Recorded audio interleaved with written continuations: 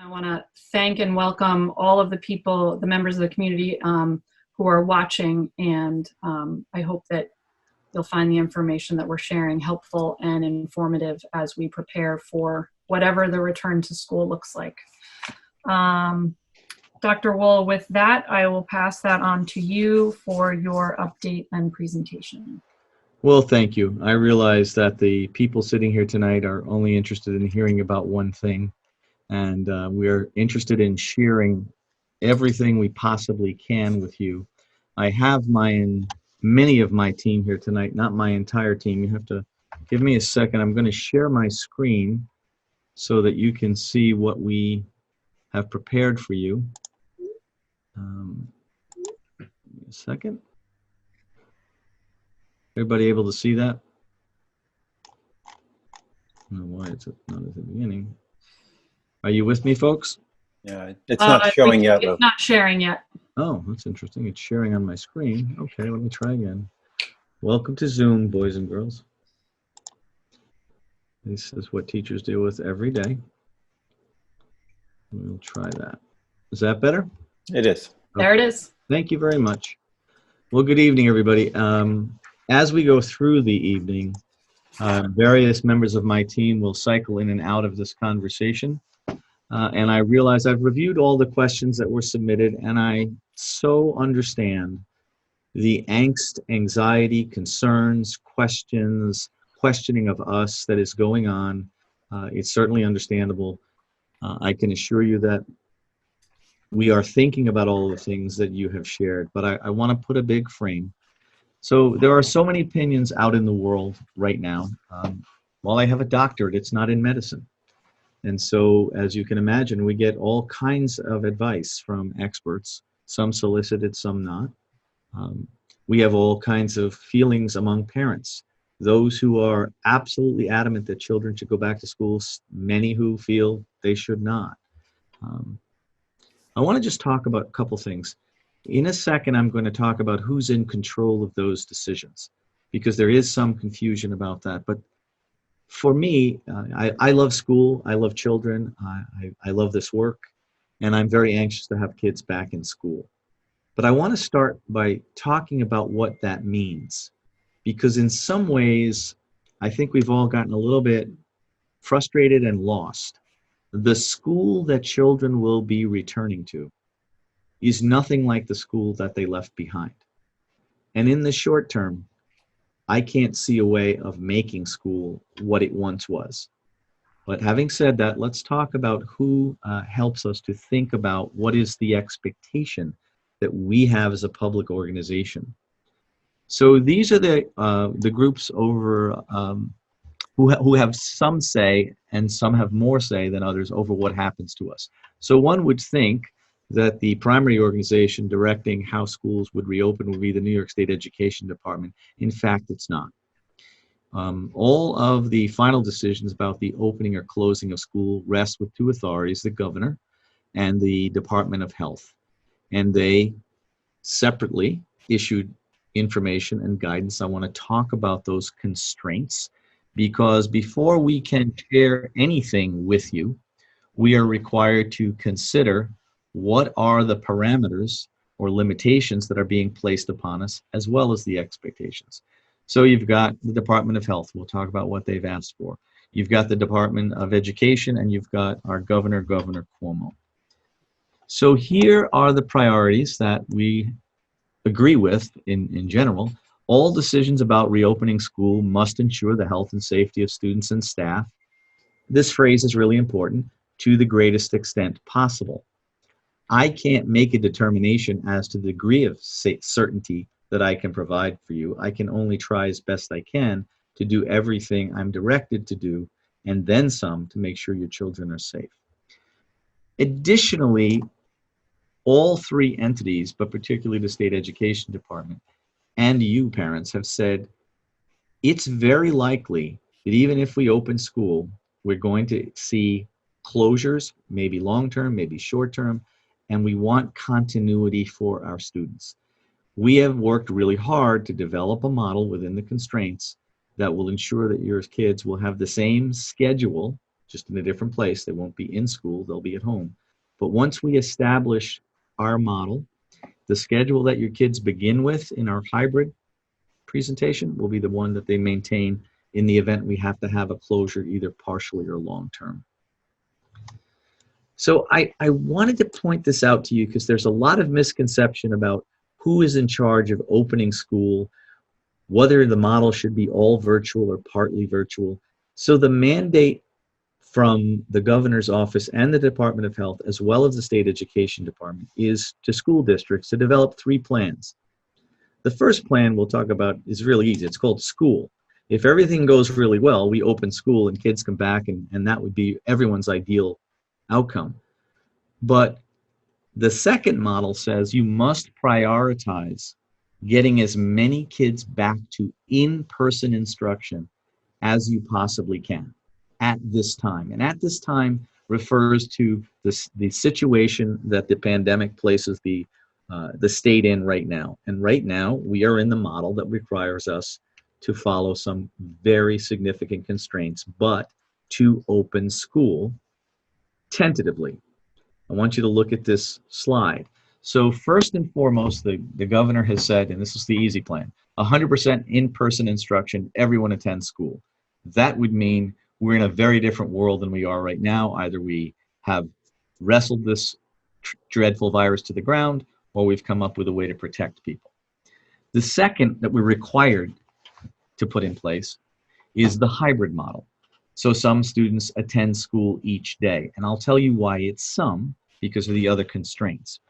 The third model, which only takes effect when the Department of Health, in consultation with the district, looking at any statistics that are unique to the district or unique to the region, can decide it's no longer safe for kids to be going to school. And in that model, we move to 100% remote learning. So we have developed these 3 models. The first one, it's Harrison Central School District. The second one, you're going to learn about.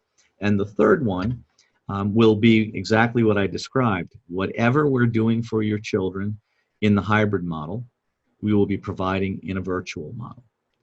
However, the most important thing to remember is this decision hasn't been made yet. The governor will make a final decision somewhere between, his tentative dates are August 1st and August 7th, on the reopening of schools based on his assessment of what is going on statewide. So very important to know that it's not just us. So what are the key constraints we're required to work under? Well, first, remember his goal is to have as many people attend in-person instruction as possible based on the circumstances in place. Right now, that means social distancing because the pandemic is still active. We have done a very thorough assessment of what we can provide in our schools safely and comfortably. And one of our panelists tonight serves dual roles. Dr. Christopher Tyler is the coordinator of our IB program, but he's also the president of the Harrison Association of Teachers. And one of the requests they made of us, which I frankly agree with as someone who is a teacher and has been a teacher, the teachers want to be sure that the teachers as well as the kids are safe, and they've requested that everyone wear a mask 100% of the time. So step 1 is at least social distancing of 6 feet in every public space. So classrooms, cafeterias, in the hallways, just like you're experiencing in your own life in schools and stores and the like, any public space. But there is an advanced requirement for social distancing in band, chorus. At the high school we have dance, physical education, and that's 12 feet. I want to speak about that though because it's one of the questions that was posed early on. We do not believe yet that there's enough research that finds it to be unequivocally safe for kids to sing, even when socially distanced, without a mask. So we will allow chorus to take place in 12 feet of social distance, but kids will be required to wear a mask. The same is true in physical education. And when you think about physical education or dance, I want you to start to get into the mindset of the kind of constraints we're under. Well, if you're a dancer and you're in a 12-foot box, you have to stay in the center, otherwise you've violated your 12 feet. So we are very limited in what this social distancing will permit us to do. Obviously, all of the things that you're experiencing in the real world, you'll see in schools. signage that will mark the spacing. It'll talk about the importance of social distancing. Some hallways and stairways will be designated as one-way only. Our buildings sometimes have limited access. We have to be careful about that. To the extent possible, we're going to eliminate lockers, but we're also going to permit principals in 2 of our elementary schools to stagger lockers, because there'll only be half a class in at a time, so they'll be able to space those lockers and they'll be cleaned on a daily basis. You will be hearing in detail plans about how you can drop off and pick up students, and that'll vary by building. We're going to look at all of the ways in which we can reorganize drop off and pick up. Obviously, busing, as we'll talk about later, is a challenge as well. So this is face coverings, and one of our audience members tonight is an expert in this field and called me to reiterate his belief that masks are one of the most important mitigating factors that you can provide. And I want you to think for a minute of your kids and our teachers. Even if the studies say that it's likely safe that 12 children in a classroom facing a teacher who's instructing can be socially distanced at 6 feet and not wear a mask.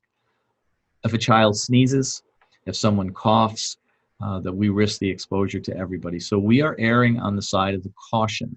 Even though this is highly recommended, we're going to mandate it at all times.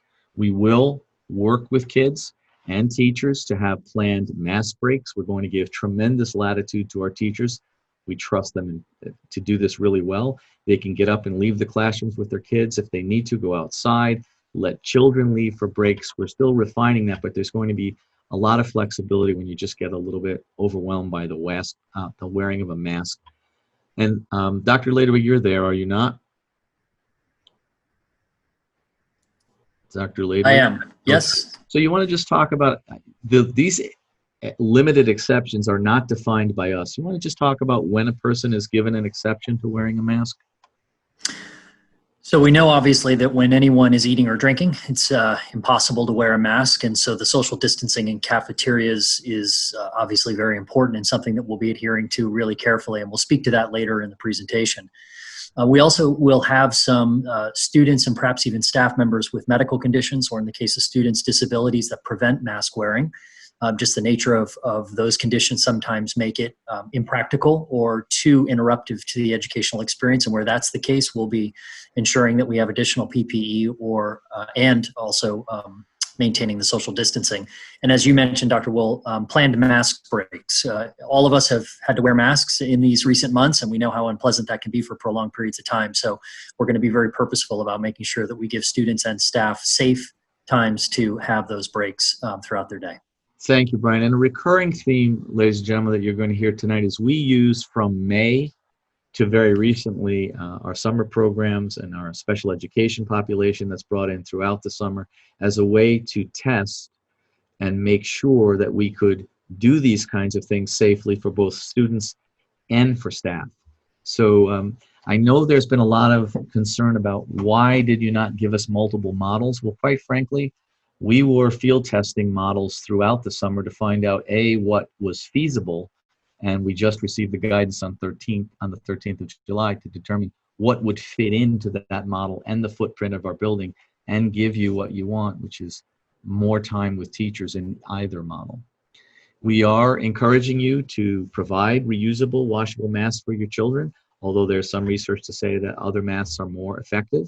That's a personal decision, but we will be requiring them. Should a child forget, we'll have masks on hand. And we are going to limit visitors in school. And there's a slide later that talks more about this. We really don't want parents or anybody else in our schools. We want to limit outside exposure to the extent that we can. But if you are permitted to visit, you will be required to wear a mask. Okay, I seem to have frozen. There we go. Daily health screenings. Each of the members of my staff has multiple responsibilities and growing responsibilities. Dr. Ladewig has done a magnificent job of managing this part of the protocol for us. He's become expert in it. He supervises the nurses. He is my direct conduit to the Westchester County Department of Health and also to our district appointed physician who also has access to a whole plethora of medical experts. Brian, I'm going to let you talk about this, and then we can talk about what happens if people don't do it. Sure, Doctor. Well, the guidance that we've received, first of all, for staff is that we're required to do daily screenings of symptoms and whether or not anybody who works for us and will be reporting to work that day has had exposure to anybody with COVID-19. So right now we're implementing a survey that all of our staff complete every day in the morning before they come to work, and it flags any results that I need to be notified about. The requirement is also that we take temperatures of every student and staff member starting in September. The guidance further states that it could be preferable to have parents take temperatures at home and then simply report whether or not a child has a temperature above 100.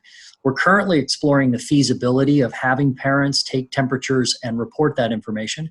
Any parent that has already completed the survey that was sent out will notice that there was a question about their ability and willingness to take a temperature every day. But we're looking at the feasibility of how we'll track that information and ensure that anybody that didn't respond to the survey in the morning has their temperature taken upon arrival at school. There are lots of logistical considerations associated with doing that well and protecting confidentiality. So we're working through different models and researching all of the different technology that we would need to perform that function at school. But we'll have a well-researched process in place certainly by the time school opens. And that will always apply to visitors as well, that you'll have to undergo those screenings yourself. This is really important. And again, I remind folks that these protocols, these constraints, these rules are not developed at the district level. We're just responsible for implementing. Brian, you want to walk us through this and where this comes from? Sure. So every school district's required to have a COVID-19 symptom protocol, and that specifically identifies first, of course, what the symptoms are when somebody may be symptomatic with COVID-19, and then the steps that the school nurse takes in conjunction with the COVID-19 coordinator and the school district physician, and then as necessary with the New York State Department of Health. So we've developed that protocol with the guidance of the school physician over the summer in being able to serve the child care program that we have in the district and have had since March, and for the special education classes that we currently run in the district in person, which have been in effect since early July. So we have that protocol in place. We're continuing to look at it and refine it. And of course, the guidance from the Department of Health and the CDC changes and is updated on a regular basis. So we're staying very carefully on top of that. But in brief, symptomatic students or adults will be assessed by the school nurse, and additional PPE is available for both the person, the individual, as well as the school nurse in making that assessment.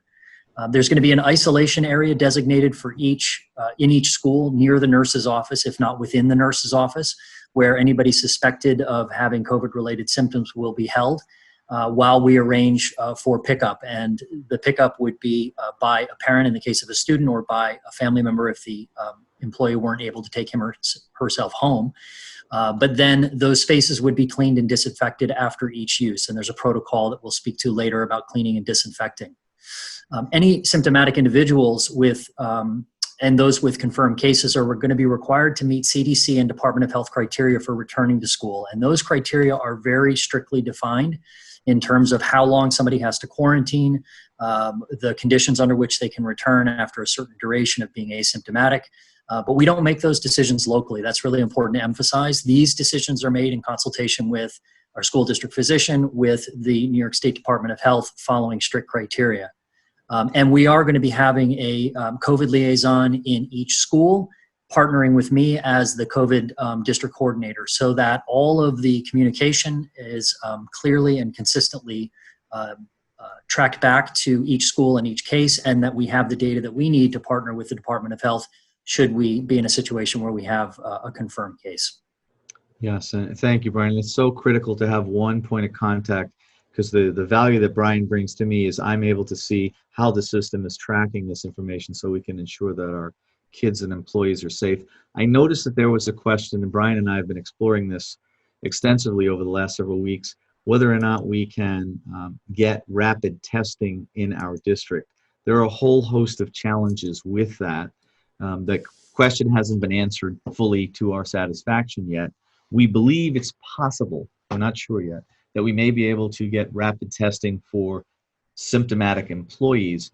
But it has some value, but limited value. As we learned, one of the guidelines that we learned just recently is that if a person is exposed to a case and even tests negative, that person still is required under the current guidance to be quarantined for 14 days. But we are looking to see if that guidance is going to evolve and the extent which we can make testing more readily available for employees. So I hope that... Dr. Wolf, before you move on, just to clarify for anyone listening, can you just explain that there will be a location for children that perhaps are symptomatic in the school versus an area for healthy children perhaps receiving medication or needing a Band-Aid, just to clarify that?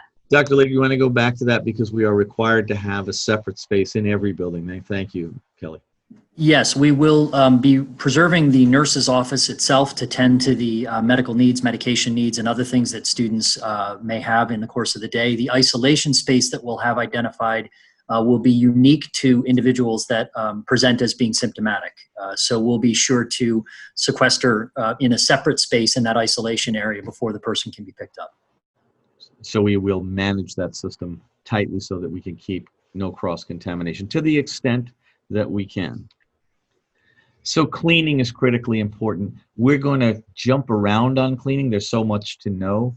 But Mr. Salerno, my incredible business official, has been working tirelessly around the clock, pretty much trying to figure out how to get the right implements in place in time. As you can imagine, the market is fighting for your attention, but it's also lacking certain materials that we need to get in hand.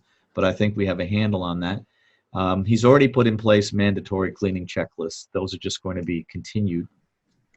What I'm most excited about is the electrostatic disinfectant applicators. Bob, can you just briefly explain what that does and why it's a little bit more comprehensive in terms of cleaning?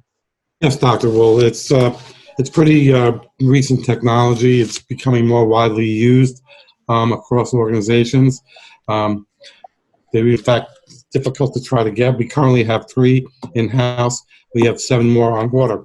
Essentially what this does is it takes a disinfectant and actually puts a positive and negative charge on the spray.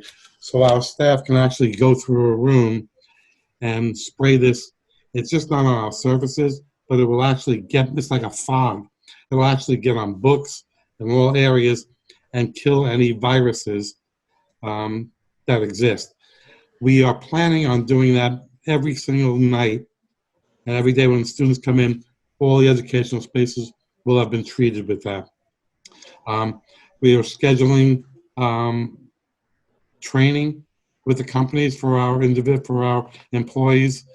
Today we were actually setting those schedules up, and we're also going to be maintaining logs that we're required to, that will be signed off by each supervisor of the building as to what areas have been cleaned, what time, who cleaned them, and what do they use. So I appreciate that. And then obviously we have made a commitment to trying to take care of the high-touch areas throughout the day. A lot of extra attention being paid there. We've looked at the schedules of our custodians and redeployed them at different places in the building at different times of the day. All of our products are approved not only by the EPA, but they're also on a list approved for use by the State Education Department. So our cleaning protocols, I think, will be robust, but this is a good point to pause because it's important to remind people that the school is also, and its success is also an artifact of the behavior of kids at home and outside. So today, for example, I was sitting in my office and I saw maybe 15 or 20 kids playing outside, and they looked so happy. It broke my heart because none of them were wearing masks.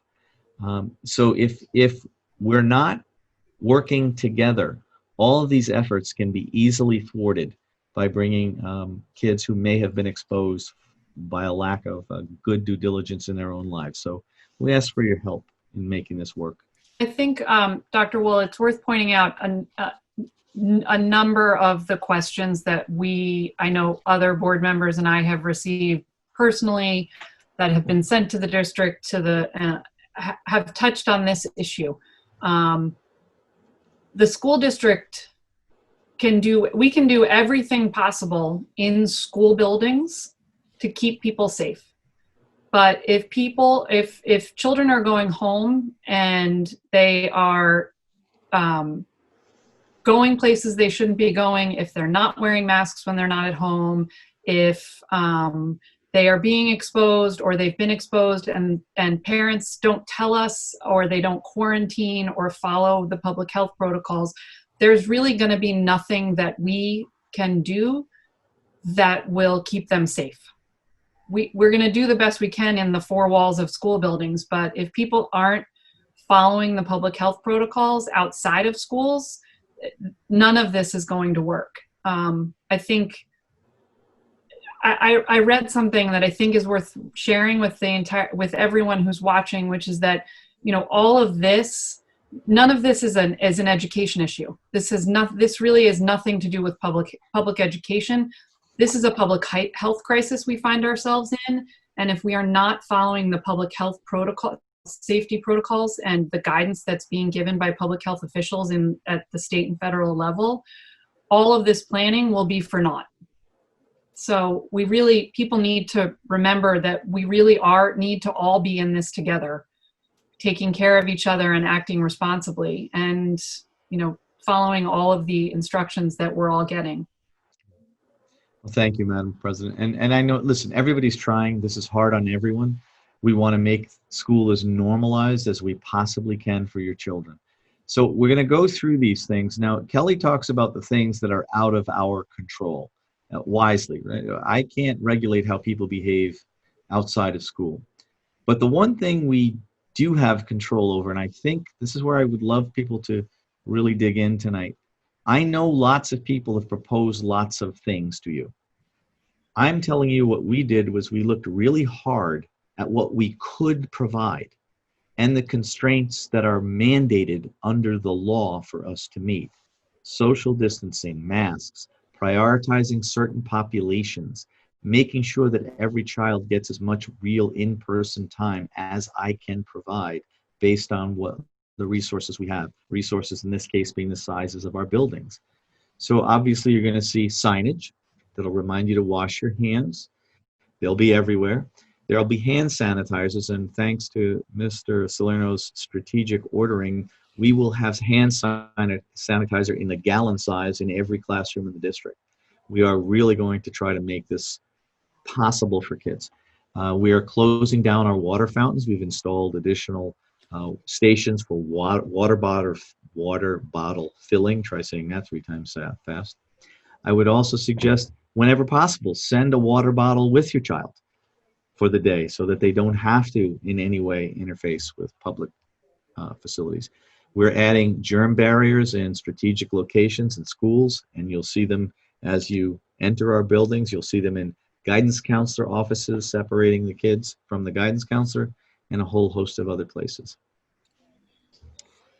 Just threw this in to sort of reorient you to what school's going to be like. So the things we all look forward to: visiting school, orientations, back to school night. You have kids entering kindergarten for the first time. I have 3 of my elementary principals and some of my assistant principals, directors online tonight. We so enjoy inviting parents to school with their kindergartners. That's not going to be able to happen this year. You'll hear more about what will happen. There'll likely be a video posted, and you'll have an opportunity to meet your teacher virtually. You also have 9th graders. Ms. Buchama will be welcoming a brand new class, an orientation. Typically, the whole 9th grade class will be together. She's going to have to stagger those experiences. We do want to bring the kids up onto that campus to give them the opportunity to visit and experience school, but it will be very different. 6th grade orientation, what used to be called browse and brunch. Well, we're not going to let you brunch, and we're not going to let you bring your families, but we are going to try. Mr. Freed is working with his guidance counselors to plan an orientation for rising 5th graders. So those things will happen. Back to school nights are forbidden in the plan. We're not permitted to do them, nor should we. So open houses will be virtually. We'll have more information on that soon. Right now, most of the things that we all love about school, athletics and concerts and art shows, are all currently unavailable in real time. want to pause here because I want to remind you that what we have been thinking about a lot, my team and I have spent the entire summer immersing ourselves in research about what's it going to be like for kids to come back? How are they going to feel?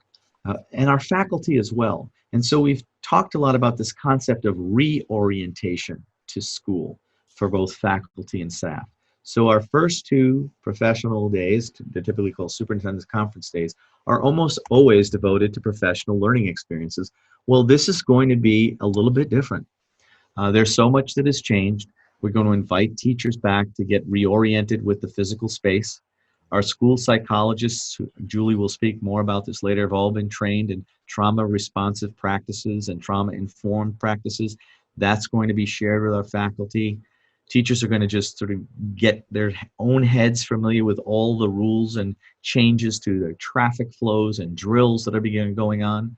And our staff is going to need ongoing support for social and emotional well-being throughout the course of the year, and we will be alerting them to where they can find it.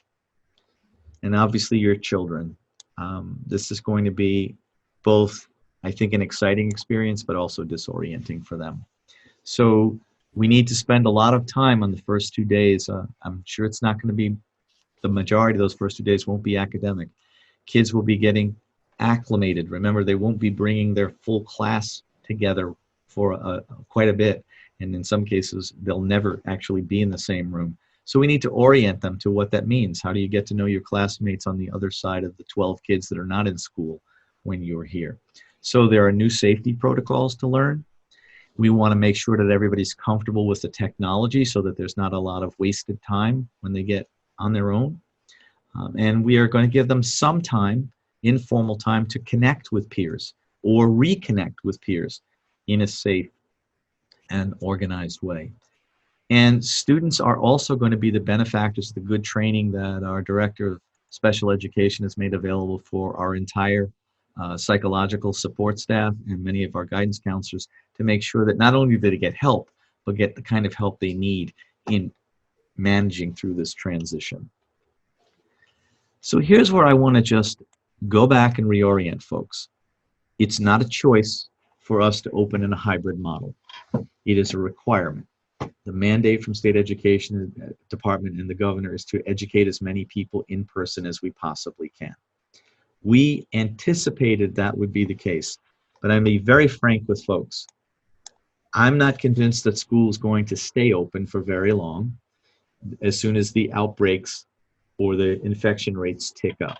So our plan throughout the summer, beginning in May, was to use the summer experience and our summer professional development to be able to pivot to a more successful virtual experience in the event we go back to being required to be fully quarantined. So, Michael, would you just talk us through some of what we've done this summer? I'm so excited about it. Absolutely. I mean, thanks to everybody who's on this in this panel and the remainder of our the others on our leadership team. We've strategically planned since May to ensure that we have a program in district that's comprehensive, that's intensive, but it's also practical for teachers to engage in learning how to teach in a fully online environment by learning online, and that applies to the hybrid learning environment that we're going to explain in more detail later.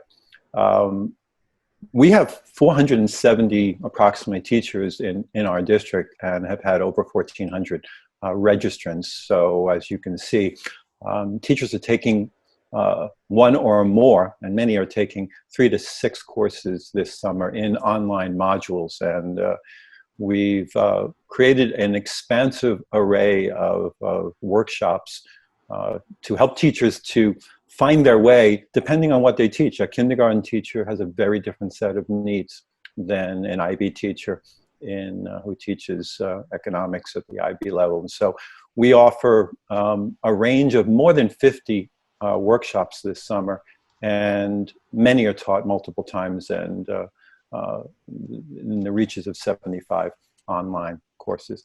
The strategically, we decided in May that the best way to approach this was to modify our historically very successful professional development program into 5-hour modular units. So teachers are taking courses in sequences that are very different than they've taken in the past and very flexible to their learning needs.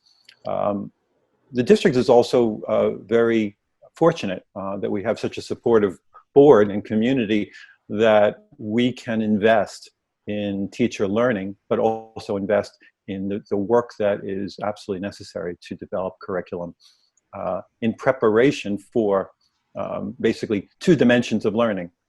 Fully online learning, which is a very different model than a hybrid learning model. We believe that one will support the other. The hybrid learning model comes out of our online teaching. We learned in April, May, and June what we needed to focus on. So in terms of curriculum, we've invested more than 1,000 hours by the time we hit September in the design, development, essentialization of what curriculum will look like.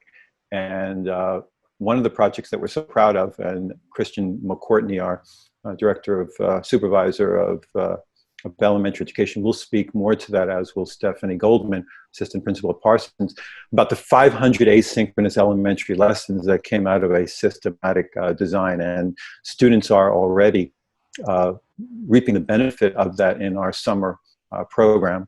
And as Dr. Will pointed out, the summer is being used as a way to prototype, to test and validate remote instruction. So we basically built a research and design lab into our summer and mobilized it to serve in the best possible preparation that teachers can have, so student learning will be as successful as we can plan for under the constraints that Dr. Will outlined from the health department and the governor's office.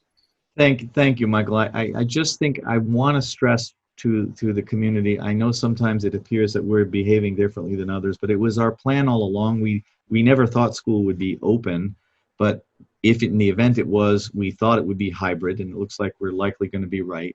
And what we really wanted to do was make sure we know that when we pivoted, we did okay as an organization, but there were areas where we needed to improve. And so we focused our mindset, summer program, summer professional development, on making that better.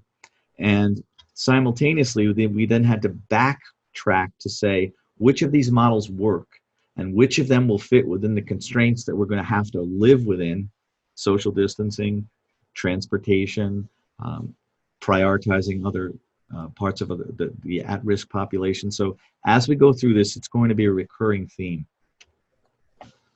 It's also worth pointing out, I think, that if parents are interested in seeing even more on a more detailed level what kind of classes faculty were taking, there was a link in the letter that came from the district last week to those classes, and it goes into quite a bit more detail about the exciting work that so many of them were participating in. And I just need to commend our teachers because so many people are just exhausted, and the level of participation is I think a measure of their commitment to doing a better job for kids. So hats off to them, really. Michael, this is really one of my favorite slides that the team has put together. You want to just introduce it and the individuals that are going to talk about it? Absolutely. I just want to make the point that more than 70% of our faculty are participating in summer in-service programs, and that does not account for the 1,000 hours of curriculum writing that is above and beyond. I would say without question, they're committed to being prepared, and that's a credit to each and every one of them. Regarding the hybrid and remote instructional model, this is a simplification of a very complex. We have New York State standards that we're obligated to prepare students for, K through 12, but we also have international standards through the IB program that we simultaneously have to prepare students for. So in planning for a hybrid model, we have to do something that's called essentializing, and there are many descriptions of it. For us, it's either you compact, you take curriculum that Bob Marzano, great researcher, once said, basically it would take you 22 years to teach all the standards in the curriculum, and now imagine doing that in a more compacted form in a hybrid model. And so we've undertaken compacting, eliminating, or basically removing component parts, and or restructuring curriculum. And depending on the grade level, depending on this discipline area, one or more of those three are engaged in collaboratively between directors and teachers, and it's in some cases consultants who help us to determine what's most essential. So we've planned for that. That's a step one, if you will. Step two is instructional design, and we've talked about synchronous and asynchronous. And in a nutshell, synchronous is either in person or it's a Zoom interaction that is live but virtual. And asynchronous is independent, self-directed work. And as we move through the hybrid model, those two terms will be important for you to just hold on to. And then, of course, we're committed to personalizing instruction to the extent possible for every student. And we look at an individual class. A teacher will look at every class. Readiness, interest, high engagement, and also whether the student has a disability, a second language learner, and other areas like AIS supports. So the differentiation in a bucket falls under those categories. It's obviously more complex than that, but these aren't three events that happen in simultaneous in progression, but in effect, you start by essentializing, you design instruction, and then you start planning for the differentiation by individual student in the classroom. I think you should continue there, sir, and decide. This is really, I think, one of our proudest moments. We had hoped that summer school, you may recall, the governor decided quite late that summer school would be virtual. We thought it was going to be in person and we were going to get to test virtual hybrid, but it was all virtual. Right now we have over 700 students enrolled in these programs. It's been valuable for the students. We think valuable for us because we've been able to take all this fine work that our teachers and leadership team are developing and field test it with kids. How does it feel? Is it working? What does it feel like to be a teacher in this virtual setting? What works best? How many kids are an effective number in a virtual learning setting? When does it start to overwhelm folks? So, Michael, you just want to walk us through this quickly? I'm going to invite Marina Moran, who's our summer school principal, to speak briefly about the summer programs that she's overseeing, and Stephanie Goldman to speak to the K-5 summer extension program. And both of them wear multiple hats. Mm-hmm. Mrs. Moran, good evening. Good evening, thank you. This year I am supervising the traditional summer school, even though it is anything but traditional. We are running fewer classes than in the past, but the classes have been very well attended. I have to say that the teachers have been fantastic, trying to engage students in a variety of very creative ways by also being very flexible, providing opportunities for synchronous instructions at different times during the day, and giving students break to complete work and then check in with them later on. We also are providing extension modules, and those are in the humanities, in mathematics, and in science. Those have been very well attended, and the interest continues. So we are still getting calls from students who would like to join for the very last session that begins on August 3rd. We also have comprehensive programs for our English language learners, and we have programs for students in K-5, 6 to 8, and also for students at the high school. So those are 3 different types of programs, but the focus is always on academic language development and literacy skills. one of the things we've learned, we anticipated that there's an optimal class size in a synchronous learning environment. And Dr. Will cited that it's approximately 12. And we're looking at between 10 and 14 students. And that, hold on to that thought, because as we move into the discussion about hybrid learning, it's one of the principles of, in addition to social distancing, how we've decided to approach a very strategic model for designing instruction in a hybrid environment. That's such a critical point, Michael, too, because I want to caution people. Sometimes people say, you know, we want full-time synchronous learning. But if we were to give you full-time synchronous learning with classes of 22, what you'd find that most kids would be passive. Teachers wouldn't be capable of engaging them in the way they really want to engage kids, to see if kids are actually learning and also to push them to grow. So one of the things we've learned in this summer field testing is that, first of all, our teachers are expert. So if they're struggling, 12 is really going to be a struggle, and it requires an intensive amount of planning to do this well. It's a whole new skill set. So I think one of the things you will be pleased about is just how much we've grown. All right, so shall I go to the next slide, Michael? We're going to come back to the K-5 extension program when we talk about the hybrid model a little bit later. So carry on then? Yes. Thank you. There we go. So folks, again, I'm going to take you back. We are constrained. There are things out of our control. Social distancing, which I think is a critical variable, is one of the things we had to consider in developing a model.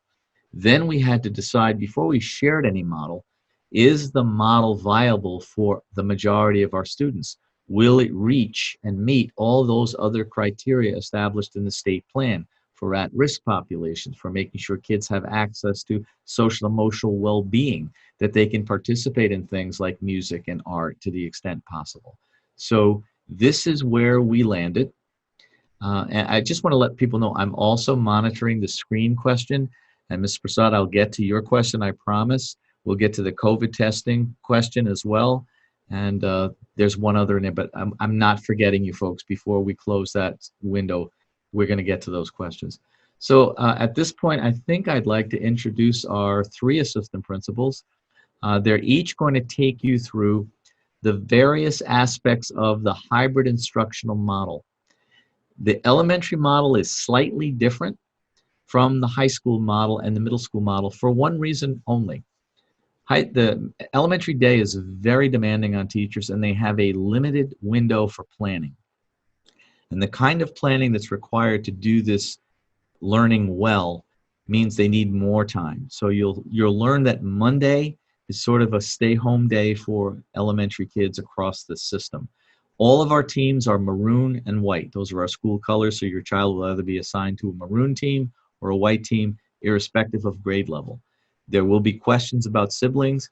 We're almost 100% certain we're going to be able to cohort siblings, so you're on the same days if you're at the elementary level. We're looking at the entire district of siblings. Mr. Freed's working really hard to try to align it, but remember, there are slightly different schedules between elementary, middle and higher the same, elementary is different. So Valerie and Dennis and Adam, I'm not sure who's going to take the lead on this. Is it Dennis first?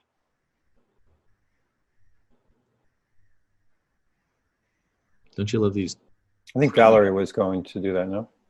I'm sorry. Good evening. I'm going to kick it off. Sorry, I forgot I was muted. So I'm going to explain the elementary hybrid model because it'll look different at the middle school and high school levels. Dennis, would you just tell people who you are? Everybody really knows who you are. Yes, I meant to do that. Sorry, I'm Dennis Courtred. I'm principal of Preston Elementary School. Thank you. So my colleagues, other elementary principals, we're going to discuss how the hybrid model is going to work. So it's going to begin Monday. Everyone will be learning from home. What students will experience is in the morning, they'll have a whole class meeting. And that's an opportunity for kids to see who their classmates in the other group that they won't see when they come on site. It's an opportunity for social emotional connection, social emotional learning. It'll set the stage for the week. It's a touch point. The teacher gives an opportunity, a frame for what kids would experience when they come on site, what they experience when they're learning at home with asynchronous learning experience. And then after that class meeting, throughout the morning, that'll be scheduled in advance. Teachers will offer small group instruction, either in English language arts or math. And then students will decide when they want to have a break in between their asynchronous learning. And then in the afternoon, they'll have an encore live class, library, art, PE, or music. Students receiving academic intervention services will also have a touch point on that day. So at a minimum, students will have about 3 live interactions with teachers on that day. That's great. And Dennis, could you speak to the value, why it's so important to get teachers, particularly classroom teachers, the chance to plan, common planning? That's going to go across the system, right? You want to talk a little bit about that? Sure. Just talking to one of the teachers, both in the spring and in the summer, work that as a result of it becoming more sophisticated and getting better at what we're doing, it takes an intensive amount of planning to decide what's essential, and then to create videos that are both engaging and also effective, so that students can they're getting more than just an assignment, they're getting an experience, and that requires time to actually do it and time to talk about that and plan it well with their colleagues. So so that's really one of the major benefits and necessaries for that time. And will absolutely ensure that the high quality of instruction is maintained. It's such a planning intensive model. Thank you, Dennis. So who's going to take us through day 1, or Monday? In this case, this would be a different experience if you're on a Monday, if you're on the maroon team or the white team. Is that Adam or? I'll talk. I'm going to talk about on-site learning, and Valerie will do synchronous at home. Yep. Asynchronous. So as we discussed, and Dr. Will talked about, there will be 2 student groups in order to socially distance and to allow for at-home instruction to be meaningful. So we'll have the maroon and the white group. Sorry. We go back. I'm sorry. Yep. That's my fault. That's good. So what you're going to have is you have on-site learning on alternating days for each team. So one team is Tuesday, Thursday day, you're on site, and the other 2 you're home. And then the other team is on Wednesday, Friday on site. So in order to allow students to have their encores, your art, library, PE, and music classes, we are on the Tuesday through Friday days when students are on site, following the traditional A through F schedule with a little bit of a modification so that everybody can get their encore. You have doubled up days. So you have an A day for the maroon group and then an A day for the white group, and then it switches to the next letter day. That will follow through the next Tuesday. So if you see on this schedule, it's 2 A days in a row, 2 B days. The next Tuesday and Wednesday, you'd have 2 C days. That will follow through the whole cycle and then start over again. And just before parents get frightened, we're going to create a color-coordinated calendar for you by the month. And we're also going to provide it by the year. Hopefully, we won't have to go this far into the year, but we are going to make sure that it's very simple for you. You'll have a color day and a letter day. Yes, and part of what teachers will do with students on that Monday, when Dennis described them setting the week, is they'll reinforce what letter days they have while they're in that week, just as a reminder for students. So student arrival will be modified from what we're used to. Each building is going to create their own plan to allow for a safe arrival, minimizing congestion at entry points, and social distance of students in the morning. A key piece of this is making sure we have a safe learning environment and a sound instructional environment. So those 2 things are the key things we've been looking at in developing this model. In order to support social emotional needs of students, we created the on-site learning to mirror the traditional schedule as closely as possible, so it felt familiar for students and supported their needs. This includes students having subjects throughout the day, such as reading, writing, math, science, social studies. They're going to have one of their encore classes each day on their rotation, as we discussed. They'll have lunch, as we discussed earlier, and Dr. Will mentioned, they'll be in a socially distanced manner. That'll be a time where they'll have a mask break and they'll be able to eat and drink. They'll also have recess, which will provide them some opportunity to get outside and move around a little bit, have a little break from the classroom environment. And also, as we mentioned earlier, especially in the elementary school, teachers are going to be really, really attuned to student needs, thinking about when a mask break is necessary, thinking about specific kids who maybe need to have that break and when a whole class needs it. something in that orientation with teachers those first few days is something we're really going to work on and be mindful of throughout the year. And the instruction that we're going to do, we'll talk a little bit more about what that instruction looks like, on the on-site days will then dovetail right into what happens on the days when kids are home. So it's very tightly tied together. Thank you, Adam. That was well done. And the breaks and the recess, all of that is so critically important. And I just want to say there was a question asked by Mrs. Dill. We are going to talk about that specifically in just a few minutes. You'll get all the information on special populations. So I see your question. I just want you to know that. Thanks, Adam. Is Valerie going to take the next piece? I am. Now, should I switch the slide? Would that help? You can go to the next slide. That would be great. Thank you. Okay. Mrs. Himes is the principal of the Harrison Avenue School, for those of you who don't know, the largest school in the district at the elementary level, and the one that has a new wing and is still space constrained under these social distancing circumstances. That's right. Good evening, everyone. So we did know and understand that part of our charge in developing reopening plans was to develop a robust asynchronous experience for your child. As Dr. Wool stated earlier, we were able to use the summer programs to field test some of the resources and structures that we hope to put into place when school opens again in this hybrid model. We had a team of 19 elementary teachers, in addition to instructional coaches and administrative colleagues, who came together to create these resources and field test these resources. We got feedback from teachers on the extent to which they worked. One of my colleagues in a few moments is going to take you through some of those asynchronous experiences that were created for children so that you can get a sample of what they look like. We know that when your children are home, they need to be engaged, but most importantly, they need to keep learning. I believe Mr. Gutterman mentioned that we wanted the asynchronous days, the days that your child is home, to really just be a follow-through to what they experienced the day before when they were in school. Your children will be going to school on either a Tuesday, Thursday schedule or on a Wednesday, Friday schedule. So we want their time at home to be a seamless follow-through. We want to create a day that looks as much like the regular school day as we can. We do realize that home is not school, but we want there to be a better flow, and a flow that your child will recognize from their school day. The one benefit that we have this year that we didn't have last year, and going into this hybrid model that we expect to be in, is that when your children are home from school, they will have been with their teacher in class the day before.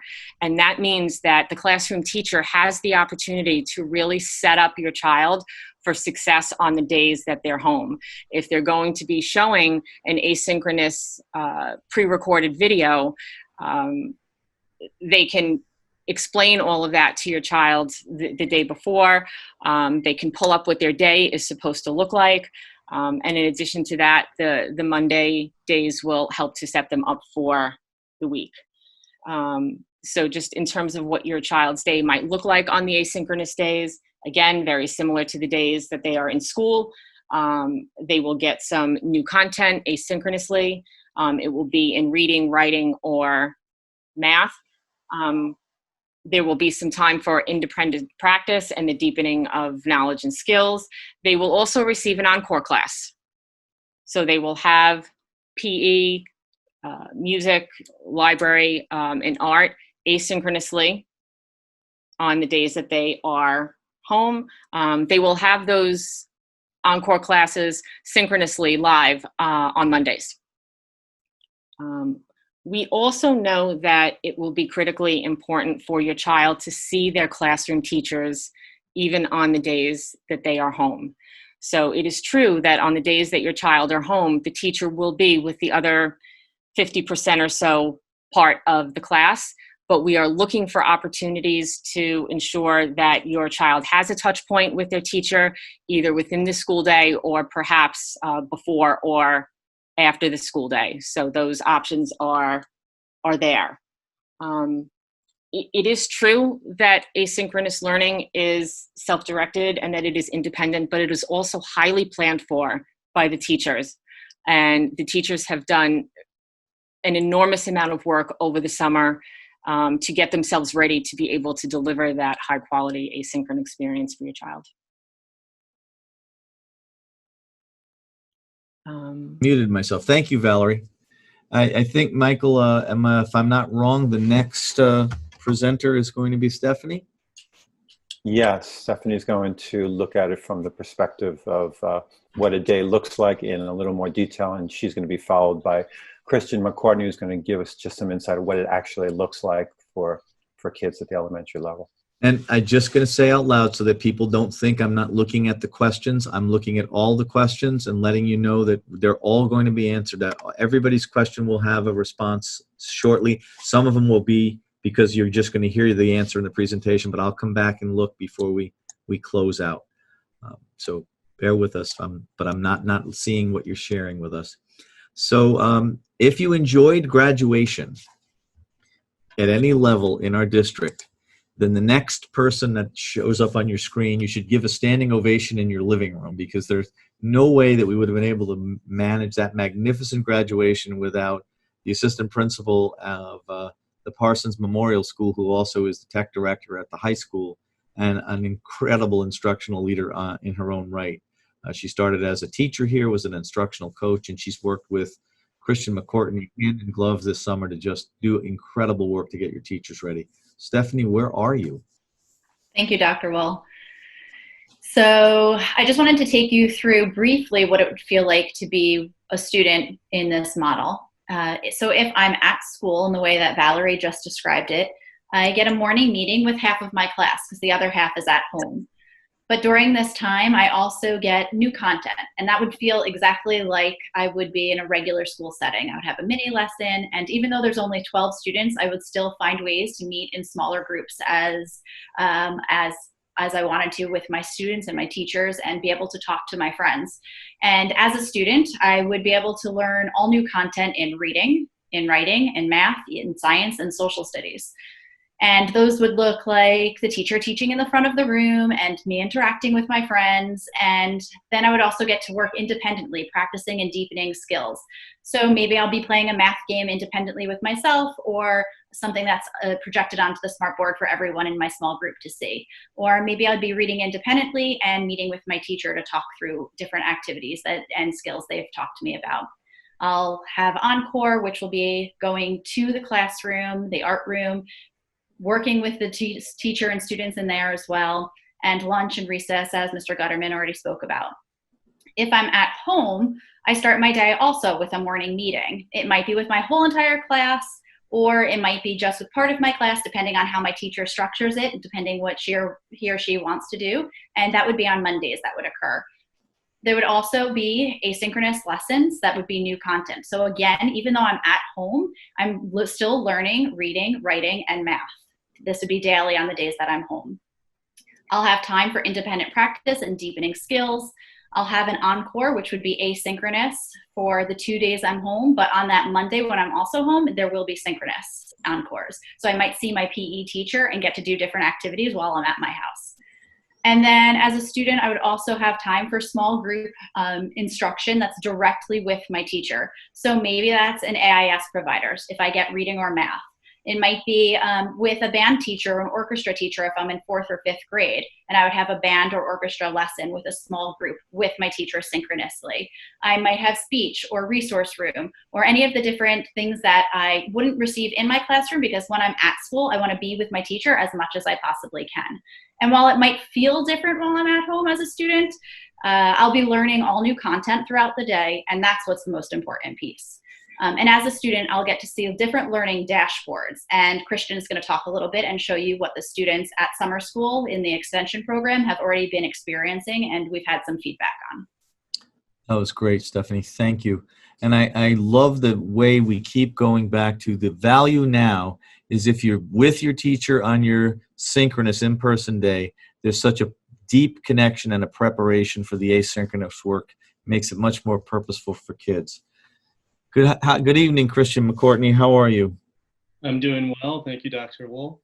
Christian is our supervisor of elementary education. He also was a teacher in our district, a literacy coach, and then the supporter of mathematics. And you had a lot of jobs, and now you are managing the whole kit and caboodle. So why don't you talk to us about the field testing and what you've discovered? Well, I'm lucky to be backed by a great team. Stephanie is among those team members that I've leaned on heavily in this process. So what I'm happy to show you right now is a learning dashboard that currently exists within our summer resources and is accessible to all entering 1st through 6th graders right now through the district website. If you're looking at it and saying, hey, this is a colorful representation of learning that looks inviting and engaging, then we're thinking the same thing. Each one of these boxes includes an image that is clickable and leads directly to a lesson. Those lessons have been developed by a curriculum writing team that's been alluded to throughout this evening. And really, this is a representation of the evolution of our collective capacity to meet the demands of learning and instructing in a virtual world.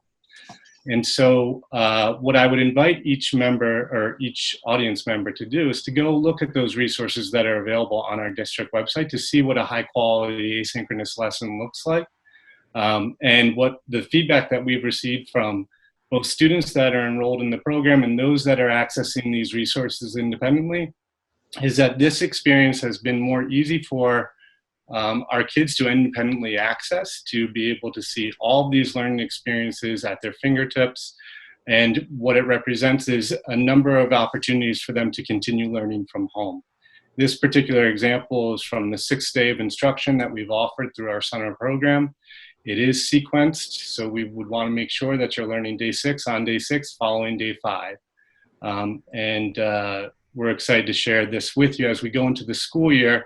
This is what we can assume, what students can prepare to access as they get into their asynchronous learning from home. Yeah, this is terrific. And I just want to commend the team of teachers you put together who are behind these icons tonight, and the level of planning. I had a chance to look at them, and the lessons are engaging, they're rigorous, just wonderful work. I so appreciate what you guys have been able to accomplish. Let's see. We're going to shift a little bit. Maybe before we do, let me answer a few of the open questions before we introduce Mr. Freed and his team. So in no particular order, if I do not feel safe sending my child back to school, what options, if any, do these children have to participate in virtual learning? Currently, the only students who can access virtual learning in that manner are students that fall into that vulnerable category. We'll come back to that later. But I certainly respect parents' opinion if they don't feel comfortable sending their kids to public spaces. The only option available at this point in time is for parents to homeschool. The guidance on what we should be providing is very explicit. And I remind you that the mandate from the State Education Department and the governor is to maximize the number of kids who are experiencing learning in person. I will come back and talk about that in greater detail. Will the staff be tested prior to the start of school? Dr. Ladewig, could you speak to the implications of that and why that is not an option for us? So we're trying to investigate whether or not there could be a mechanism by which we can offer that testing. We're actually talking with our insurance company to see about having rapid testing available for staff. There are certain collective bargaining implications associated with mandating testing of our employees. But obviously, if there is a way to offer testing to our employees for those that wish to take the test before school begins, we'll do what we can to make it available. But we're not yet there in terms of all the information we need. Thank you, Dr. Ladewig. And again, in your survey, you didn't ask if we were interested or willing to send our kids, you said live, but I'm going to say to school. Is this something you plan on doing? That is, again, not within our purview. We have a mandate. We're going to open public school under the constraints that we have, social distancing, maximizing opportunities for every child to participate in public school. So if you choose not to send your child to school, that's a personal choice. And I certainly respect it and understand it, by the way. I'm not at all being critical. Julie, I know we're going to come back to this, but could you just quickly let people know that we have considered the 1211 kids, the 1212 kids? Yes, sure. We're going to discuss this a little bit more in detail, but as of right now, we are recommending that all special class programs like phase or SGI or 1212s, 1211s, 812s are in person every single day. Yep, and we'll talk more about that, but I know that some of you are going to jump off, and I want to alleviate concerns when we can. And this is a great question. So when will parents and students be notified if they're on the maroon or the white team so that childcare can be arranged? Well, two things we're going to try to help you with to the extent possible. Elementary siblings are going to try to be on the same day. As soon as we get the surveys back, believe it or not, one of the things that's going to drive whether or not and how we develop schedules is the buses. You need to let us know if you're going to be able to take your child or not, because we need to realize what resources we have.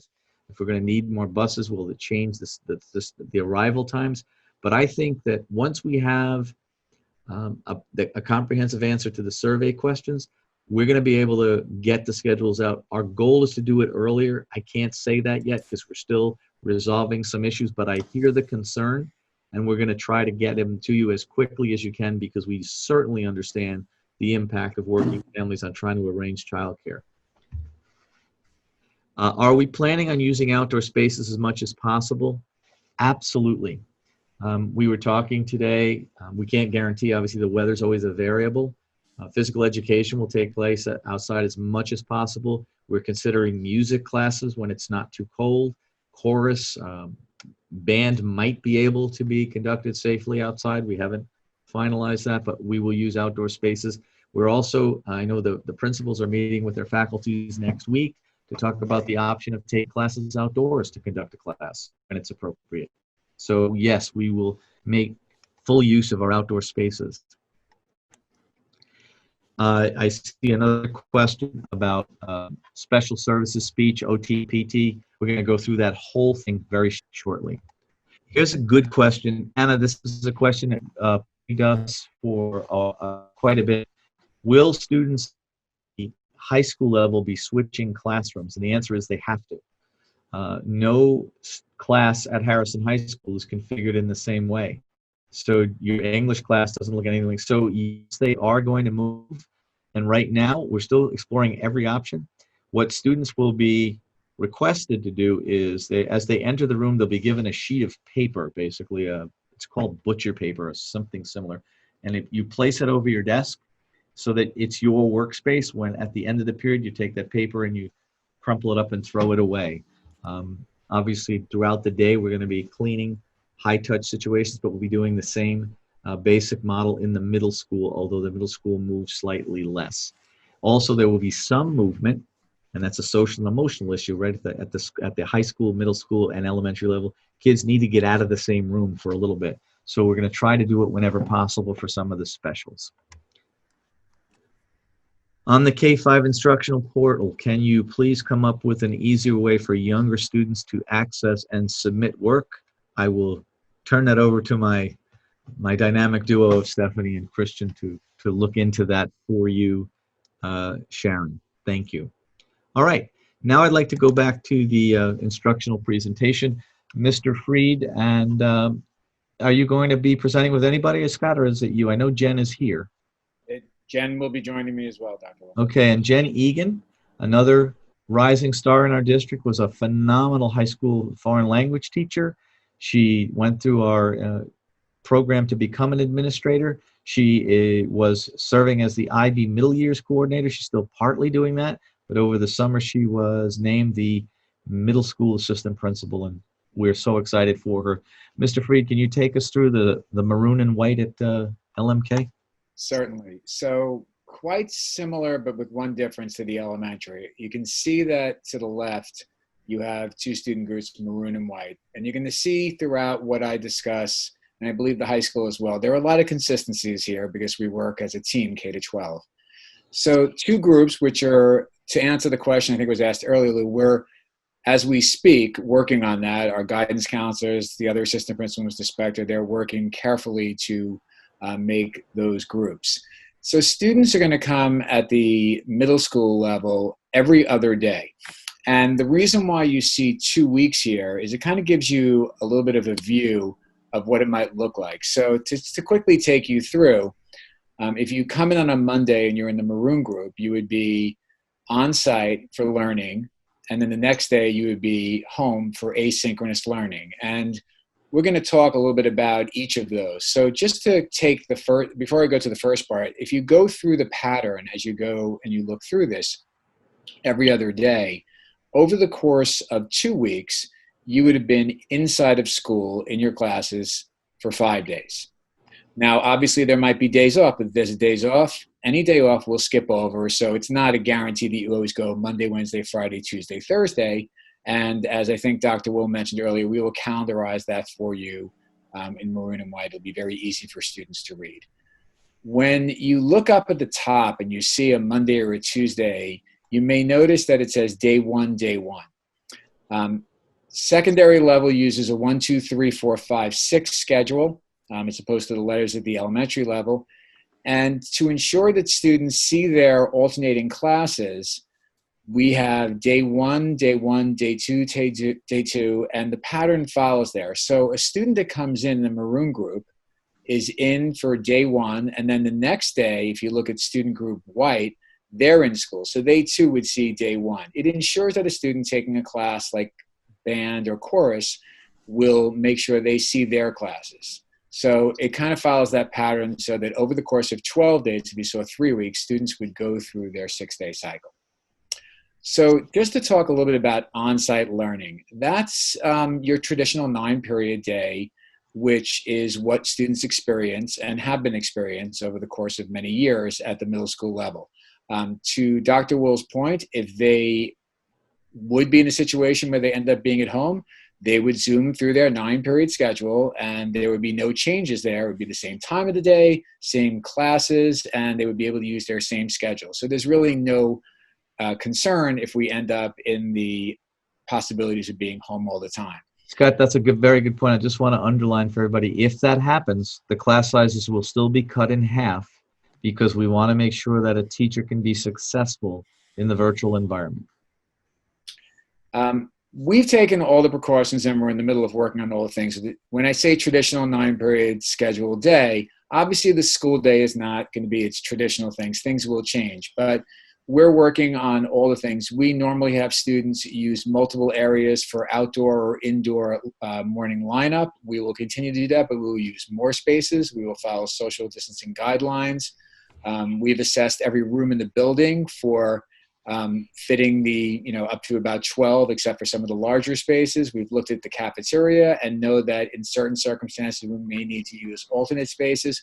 All those will be attended to, including all the things you saw earlier, signage and information like that. And the first days of school at the middle school are always orientations. They will be longer and they will include the traditional pieces as well as all the new protocols that we will have to go through. But the most important thing here is that students will, every other day, have their English class, their math class, their Spanish class, and the experiences will be there. And it's really important because one of the challenges we face, and this will lead to the asynchronous learning, Dr. Will, is that when they were home in the pandemic experience we had, we never had the ability to have the in school. And it's going to change how we really approach asynchronous learning. So if we could switch to the next slide. Absolutely. Yes, sir. There you go. Similar to the elementary school, what you heard before is students will, and it's the same line there, it will engage in the asynchronous self-directed teacher-developed learning. But I want to begin with the first bullet. Students at the middle school come in having experiences with Google Classroom. By the time they actually get into 6th grade, after the great work at the elementary level, they are very familiar with this platform. It becomes the platform for students. And so what's going to happen when students are at home, they will simply log into their Google Classroom, which exists for every one of the classes they have in the middle school, and their information, their assignments, their work will be there, which is not dissimilar to what happens inside of school. So there's, again, that connection there. A student goes into a Google Classroom, And the same social studies section that they have, work that they did in school, now they will see what the work is ready for them at home. And to speak a little bit about what some of those things might look like, I'm going to turn it over to Ms. Egan, our new assistant principal. Thank you. Thank you, Scott. Good evening, everyone. Teachers will plan lessons that can either reinforce the prior day's work or set the stage for the following day in school. And we really see the Learning from Home Day as a unique opportunity to either allow students to deepen their understanding or their skills from the in-person lesson through self-paced, independent practice, or to allow students to preview material that they will engage with the following day with teacher support, again, independently and self-paced, and with multiple opportunities to access a lesson. So for instance, if a teacher were to plan a lesson in a flip model using a recorded lesson through Screencast-O-Matic or Flipgrid, a student could look at that video multiple times, pause it when necessary, and really take their time to get what they need from that video. We also see the Learning from Home Day as a day where synchronous opportunities can be provided for students to collaborate. So teachers, having gotten to know their cohorts, can plan for students to work in groups virtually and have this collaborative remote experience by doing things like sharing documents, planning Google meetings, and working on things together, and even perhaps having a discussion board, which theoretically could be used to connect both of the cohorts, the maroon group and the white group, so that way there is a whole class discussion experience. That was an excellent explanation. Thank you. So I want to highlight one thing, if I can, for the community. One of the challenges that we faced, or one of the things that we heard, I should say it like that, was that the scheduling of lessons when we were in time when we were all remote. But we also heard that it was really helpful for students to have a level of flexibility. I think in some ways, while I'm not advocating for the hybrid model, I'd rather our students be in school all the time, the advantage here is that they will get a schedule of organized classes directly through a typical school day. And then on the asynchronous day, there is a level of flexibility, and it does play to the advantage of many students who can organize their day and learn skills that are skills that we don't necessarily always directly teach, but we do as part of our International Baccalaureate program put an emphasis on. So being able to organize yourself is one of the good examples here, or collaboration, which you heard before from Ms. Egan. These are things that we want students to learn. And in the asynchronous day, students are going to be given instruction in school about how to organize themselves that day and given direct support. And many of them are going to learn their own mechanisms by which they can organize when to do their schoolwork. Now, at the same time, there will be opportunities for synchronous things such as lessons in band and orchestra, extracurriculars, some support services. We see those as things that can happen throughout the day. And to the last bullet point, our teachers have always provided extra help sessions or office hours.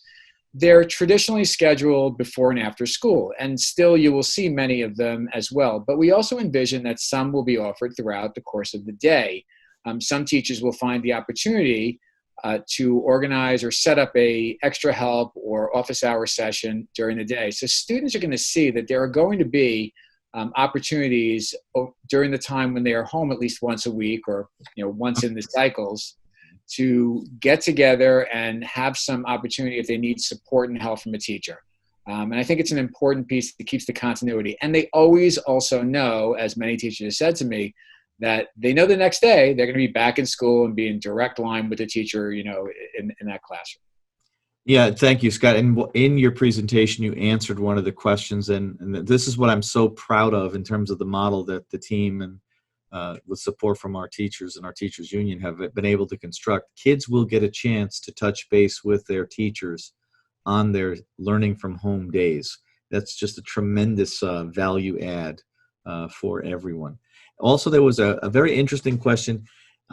Why did we decide not to loop the current 7th grade to the 8th grade? It's a very good question. And we talked about all those options.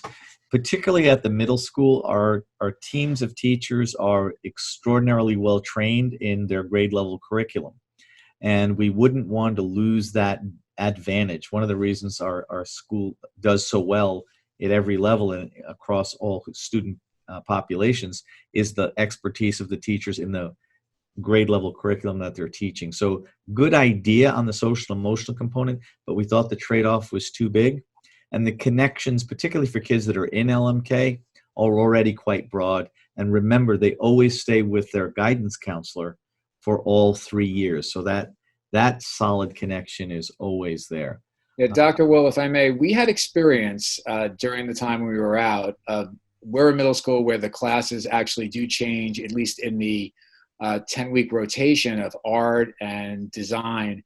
And so we experienced what it was like to have to introduce yourself to students. So we have faculty members who've done that. They've presented videos, and in many ways, we're confident that we'll make those connections. Our staff is committed to connecting with students as soon as they're back in every way possible. And especially our reorientation, we didn't even mention that the middle school is going to maintain its advisory program. So they're going to have personal contact with their home-based teacher. There's always a rock in the middle school for kids to connect to. We're very proud of that. Very proud of this faculty for consistently providing it. But, we talked a lot about how the elementary program has prepared so well to transition from potentially this hybrid model to a full virtual model, or just to prepare teachers more effectively to be effective in the synchronous learning as well as asynchronous. So I think, Marlene, you're going to talk about how that model was replicated at the secondary level.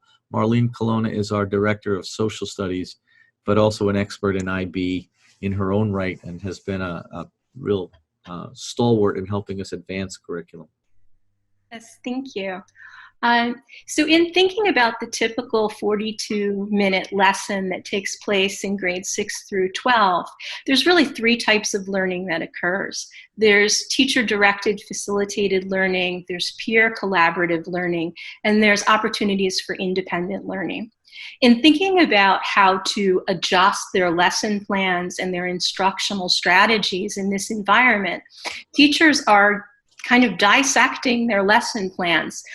On the synchronous days, the teacher-directed learning and the peer learning will take place, leaving much of the independent learning to take place on the asynchronous days. Now, independent learning could be things like watching a video, journaling, annotating a document, perhaps beginning a first draft. Traditionally, these kinds of independent activities take place in the classroom. The advantage of that is the teacher is there to answer questions, to redirect students, and sometimes just to, let them know that they're on the right track. In this asynchronous environment, our teachers are working very, very hard to create supports and scaffolds so that that will still exist for kids while they're at home. To give you a few examples of some of the things that they're working on, our teachers have made a list of frequently asked questions that are associated with individual assignments, and they've taped themselves answering the questions. So the assignment is accompanied by 5 or 6 different little mini videos of a minute or 2 where the student can see the teacher actually answering their question. Another things our teachers have done is they have taped themselves giving the lecture or modeling the skill set so that a student who's struggling with the asynchronous assignment will be able to see the lecture again and stop it and continue it at whatever pace is best for them.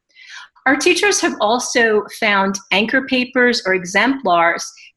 For example, if a student is annotating a document and if they're not sure they're doing it the right way, there'll be a paper there that meets standard, and they can look to that paper and, see if they're on the right track, so to speak. And of course, our teachers will always continue to offer extra help and answer email the way they always have, so that communication will continue to exist. Of course, they're doing so many things, and to be very brief, I couldn't possibly tell you everything. But I would like to leave with this. We tried this model with our summer school, and I can particularly speak to the enrichment program both at LMK and at the high school and the use of this model. We've had an opportunity now to go through student work, analyze the data, present students who completed the course with surveys. And we really feel like we've addressed many of the issues that were challenges when we were first foisted into this online learning environment. this model really gives us the best of both worlds, all of the benefits of synchronous instruction. But I think, as Jen alluded to, there are benefits to asynchronous instruction as well, allowing students to move at their own pace, to have more choice in the information that they want to study, and to provide opportunities for greater personalized learning experiences. So instead of seeing this as a compromise, I think we should see this as a benefit to really meet the needs of each kid where they are at the moment. Thank you very much, Marlene. And I hope the community is seeing a consistent theme. So it's one thing to ask about what schedule you might like. It's another thing to do a lot of research to find out if the model you're proposing works for kids. And that was our plan very early on. And I'm so excited that we've been able to execute and test these things with our kids and our teachers. I'm just going to take a pause before we shift. A couple of other open questions, good questions. Unfortunately, I don't have an answer to what other supports we can provide for parents who are working families.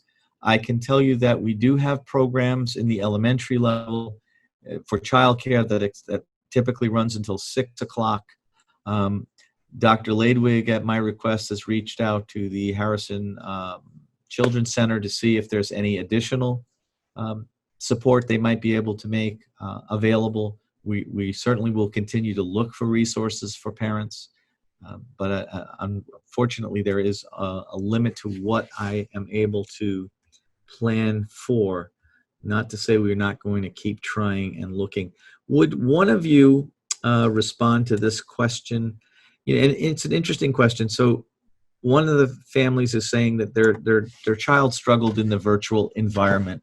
What's different? I think I could answer that, but I would prefer it's going to be a rising sixth grader. Jen, what do you think, or Julie, anybody? What would be different to make a mom think that if your child was struggling in the asynchronous world, that somehow this year might be better?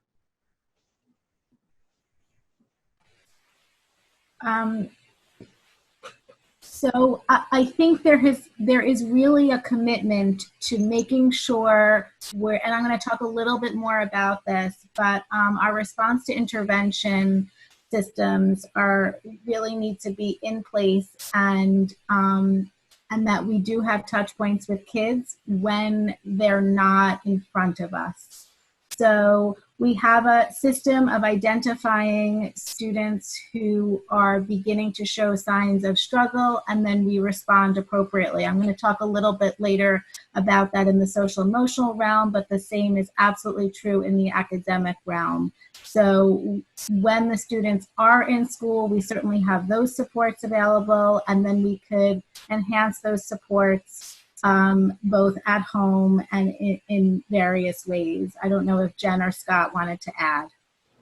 Yeah, Dr. Will, if I can add, so I think there are a couple of essential differences, and I can understand where a parent is coming from. The first is that in last year's asynchronous world, we didn't have the ability to come to school every other day. Right. And I think that's a key difference. Here we will see the child every other day, and we'll be constantly doing a level of assessment, formative assessment whenever students are in the room through a number of means, as well as some of the more direct assessments that happen.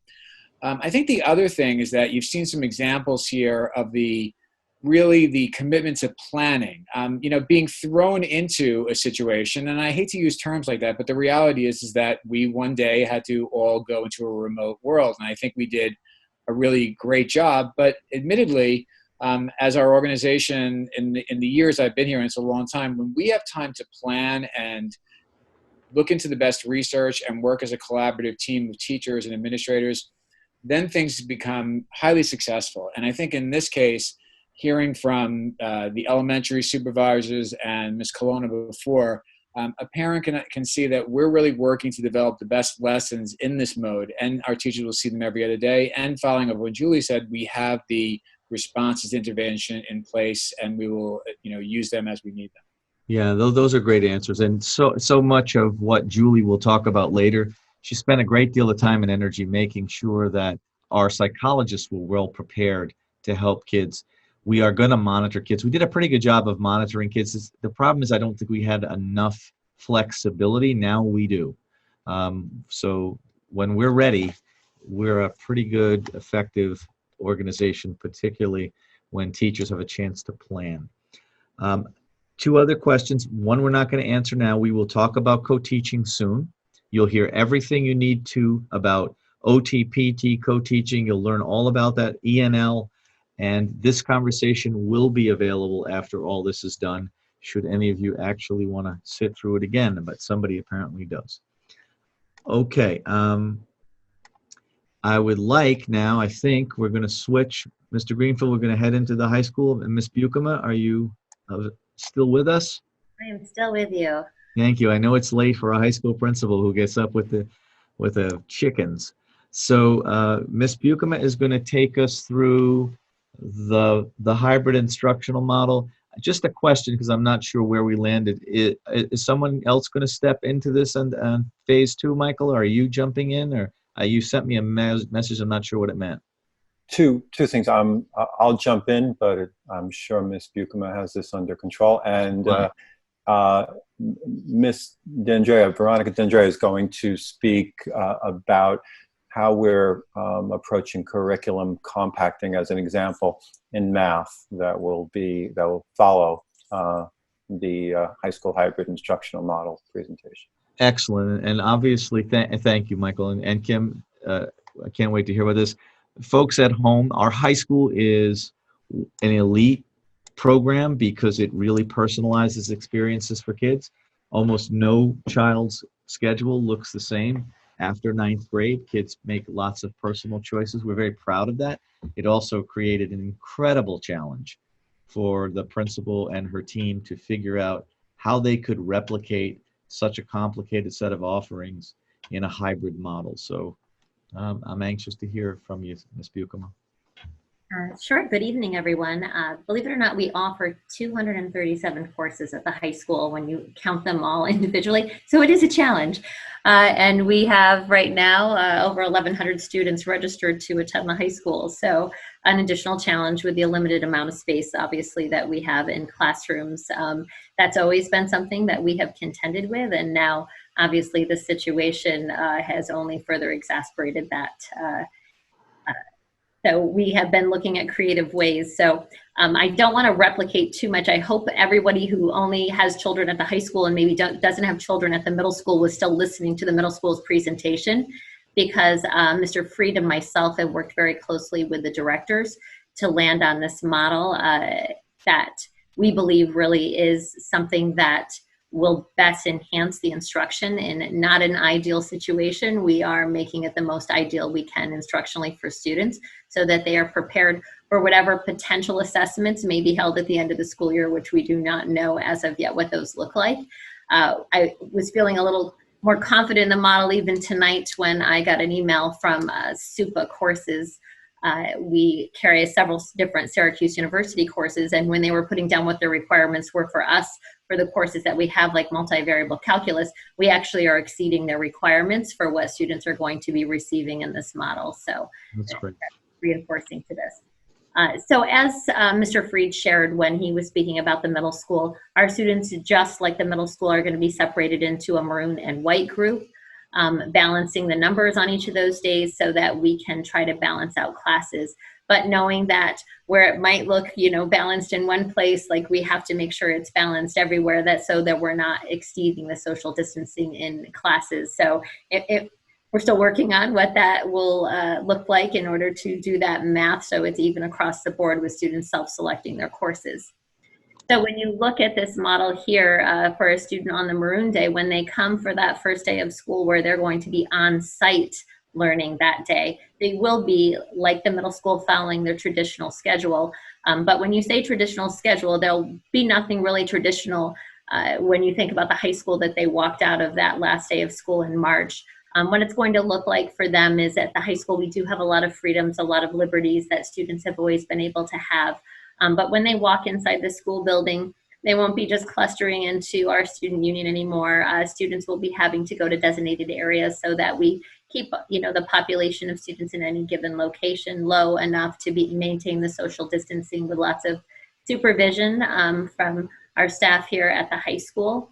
That being said, they will follow their 9-period day. They will, as Scott reinforced, be able to experience all 6 days of their 6-day cycle over the course of 2.5 weeks, with those days being repeated. So Maroon on the first day will have their day 1, and on the next day, our white group will have their day 1. And that pattern will be repeated every single day. And as Scott shared, we will be sending out calendars to make sure that you're always aware where your student will be at all times. So that being said, if you have children at the middle school and at the high school, but also an elementary school child, while the elementary school children are set days, our pattern will change. So if I'm coming Monday, Wednesday, and Friday on site this week, next week I'll be Tuesday and Thursday. So those will not necessarily totally mesh together. Some days they will be home with your elementary children, and some days they will not be. If you're looking at that as a possible opportunity for you to arrange childcare. When you look also at this, schedule for the on-site learning days, as students go through the pattern of that, they will be taking labs in science.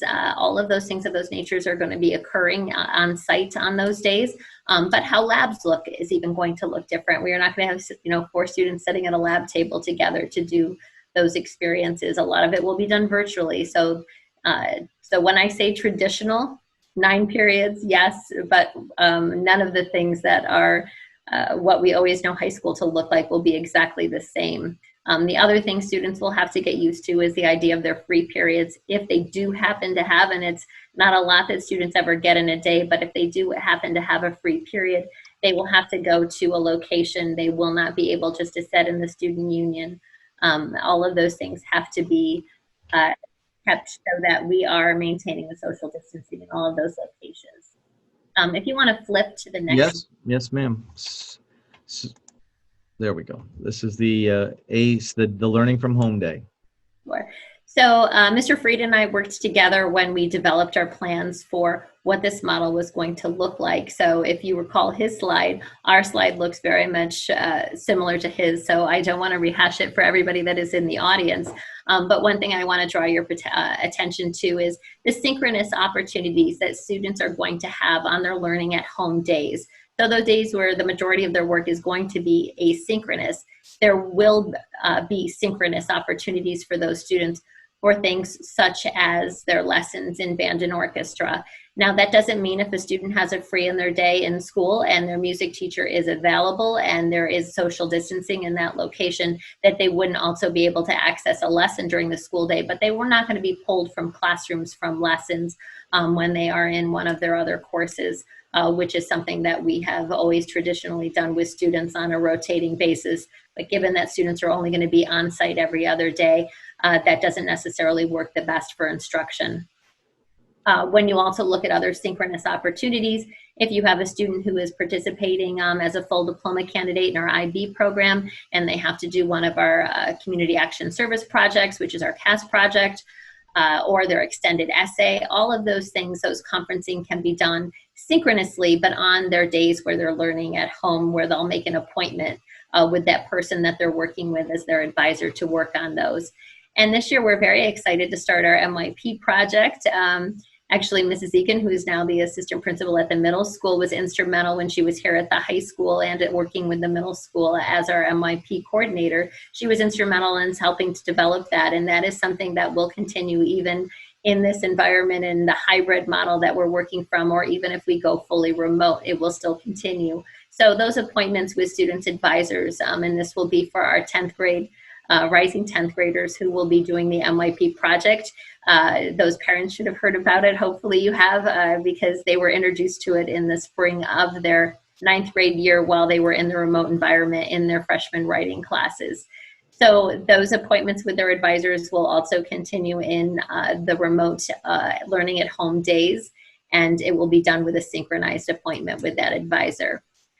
Extracurriculars. While you might actually be here on, let's say, Monday, and you might have a meeting for Model Congress, you would be Zooming in if you were in the other group sitting at home. So we will be doing alternating schedules. So sometimes you will experience it live, and sometimes you will be invited by the advisor to the meeting because you happen to be learning at home that particular day.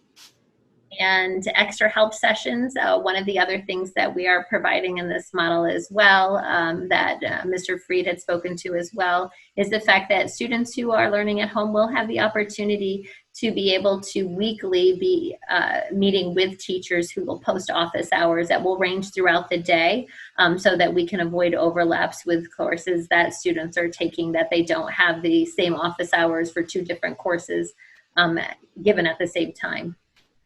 So, that all being said, we're really excited to have students back in the building and looking forward to having them there. Even though it will look differently, it will be something that we're all adjusting to.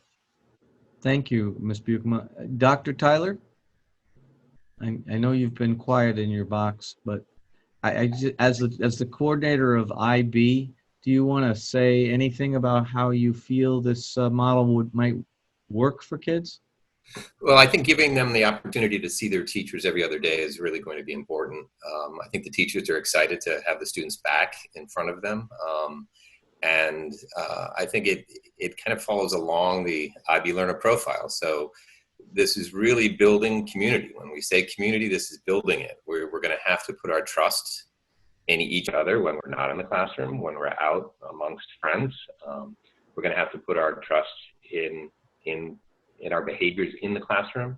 Wearing our masks kind of says, I care about you, and it builds community. So I think, I look for the silver lining in this cloud, and I think that's where the building of the community is really, really important. Dr. Tyler, those might be my favorite comments of the night. Thank you so much. Appreciate that. And it's a good reminder to us we're either in this together or we're not. And those of you who don't know Dr. Tyler, he was an extraordinary biology teacher, but has been our IB coordinator since its inception. And we have one of the most successful programs in the country, in large measure due to his unrelenting commitment to every kid, which means he's been really good at helping us build community. And speaking of building community, I introduced Stephanie Goldman with great enthusiasm and Jen Egan with great enthusiasm, and I'm going to introduce Veronica and Christian as well. All these young people were great teachers in our system, have been cultivated over the years, and have all assumed extraordinary leadership roles. It's a credit to our organization and our faculty because there's so much talent hidden within there. Veronica, I think you're up. Is that right, Michael? Yes, thank you, Dr. Wool. You're welcome. Good evening, everyone. I'm just going to give you a little bit of an insight into the roadmap of planning for units of study come the fall. So from an instructional standpoint, right now teachers are really working tirelessly to begin planning units of study in each of their respective courses, and really focusing on maintaining the rigor of instruction that occur in the traditional classroom. So earlier in the presentation, Michael referenced essentializing content, and that's really been a critical lens for us at this time. And when we talk about essentializing content, as Michael referenced, we have two different pathways that we can take. We can eliminate or remove content, or we can compact within the frame of a scope and sequence for a given year. In the math department, for example, we really have taken the route of compacting, looking at the units of study holistically and asking ourselves what are the most essential content and skills that students need to be successful, both in a particular unit of study, in a course, and then looking vertically. What do students need to know and be able to do in Algebra 1 to be successful in that course, but then how do those skills spiral in Algebra 2 or pre-calculus?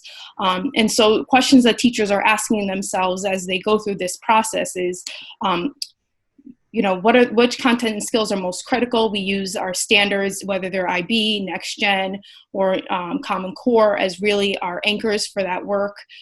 Teachers begin identifying what those skills are, and then identifying the teaching points that can be combined or collapsed.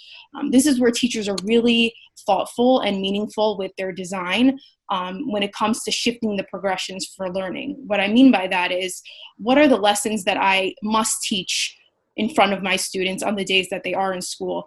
And what are the lessons that I can afford to provide students either a flipped classroom experience or a different asynchronous experience in order for them to still learn the content and skills.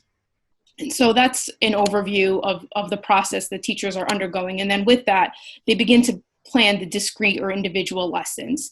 And I think what we're most proud of is that teachers have really taken the experiences from professional development and the summer extension or summer school programs to ask themselves, what would be the way, what are the opportunities to keep our students engaged when they're home? And what are the supports that we can provide for them? So whether it be a video that I record of a common question that students struggled with so that they can watch it while they're working independently, a work sample that I would share with them, perhaps, as was mentioned earlier, access to office hours, flipping a lesson. These are all the different things that teachers are considering in providing students with really meaningful asynchronous experiences. So I just want to emphasize that what the through line for us, while we're focusing on constraints, we have schedules, we have a very high standard of excellence that we want to maintain. And we have every confidence that with this kind of planning, our IB program will continue to be successful. Students will graduate with advanced Regents diploma, assuming the New York State, has exams, and if not, we will exceed those standards. So we're focusing in on maintaining the rigor while addressing the most important, obviously, which is health and safety. Yeah, Michael, I couldn't agree with you more. I'm so proud of the through line about how we are planned and prepared for kids and teachers. A couple of quick questions, and my team can help me answer them. Scott and Kim, this is for you. Will siblings be on the same team if they're middle school, high school? Same days, rather? Yeah, you mean maroon and white? Yep. Yeah, it is our goal to the counselors at the middle schools, they're separating the classes, have that plan in mind. And we've also committed to doing that at the elementary school. This is a really good question, and it's something I think we offered advice last time around, and it ended up helping some and not others. The question is, will we make suggestions for what a home learning environment should look like for a student? And we can certainly help, and your principals are great resources for that. But yes, we certainly can do that, and certainly Julie and her psychological staff can help. If you're struggling with what would work for your child, you should ask that question, because what we don't like to do is give generic answers, because every child is so different. I have 2 kids, and it's hard to believe they came from the same parents. There's a question here that is about, can we modify some of the instruction? And Julie will speak to that, but certainly that if a child works more effectively on paper as opposed to the computer, there are always ways the teachers can accommodate them. And it's just a very basic question I want to make sure everybody hears. If you don't have access to technology, you need only say so. The district will help you get technology for all of your children, not one.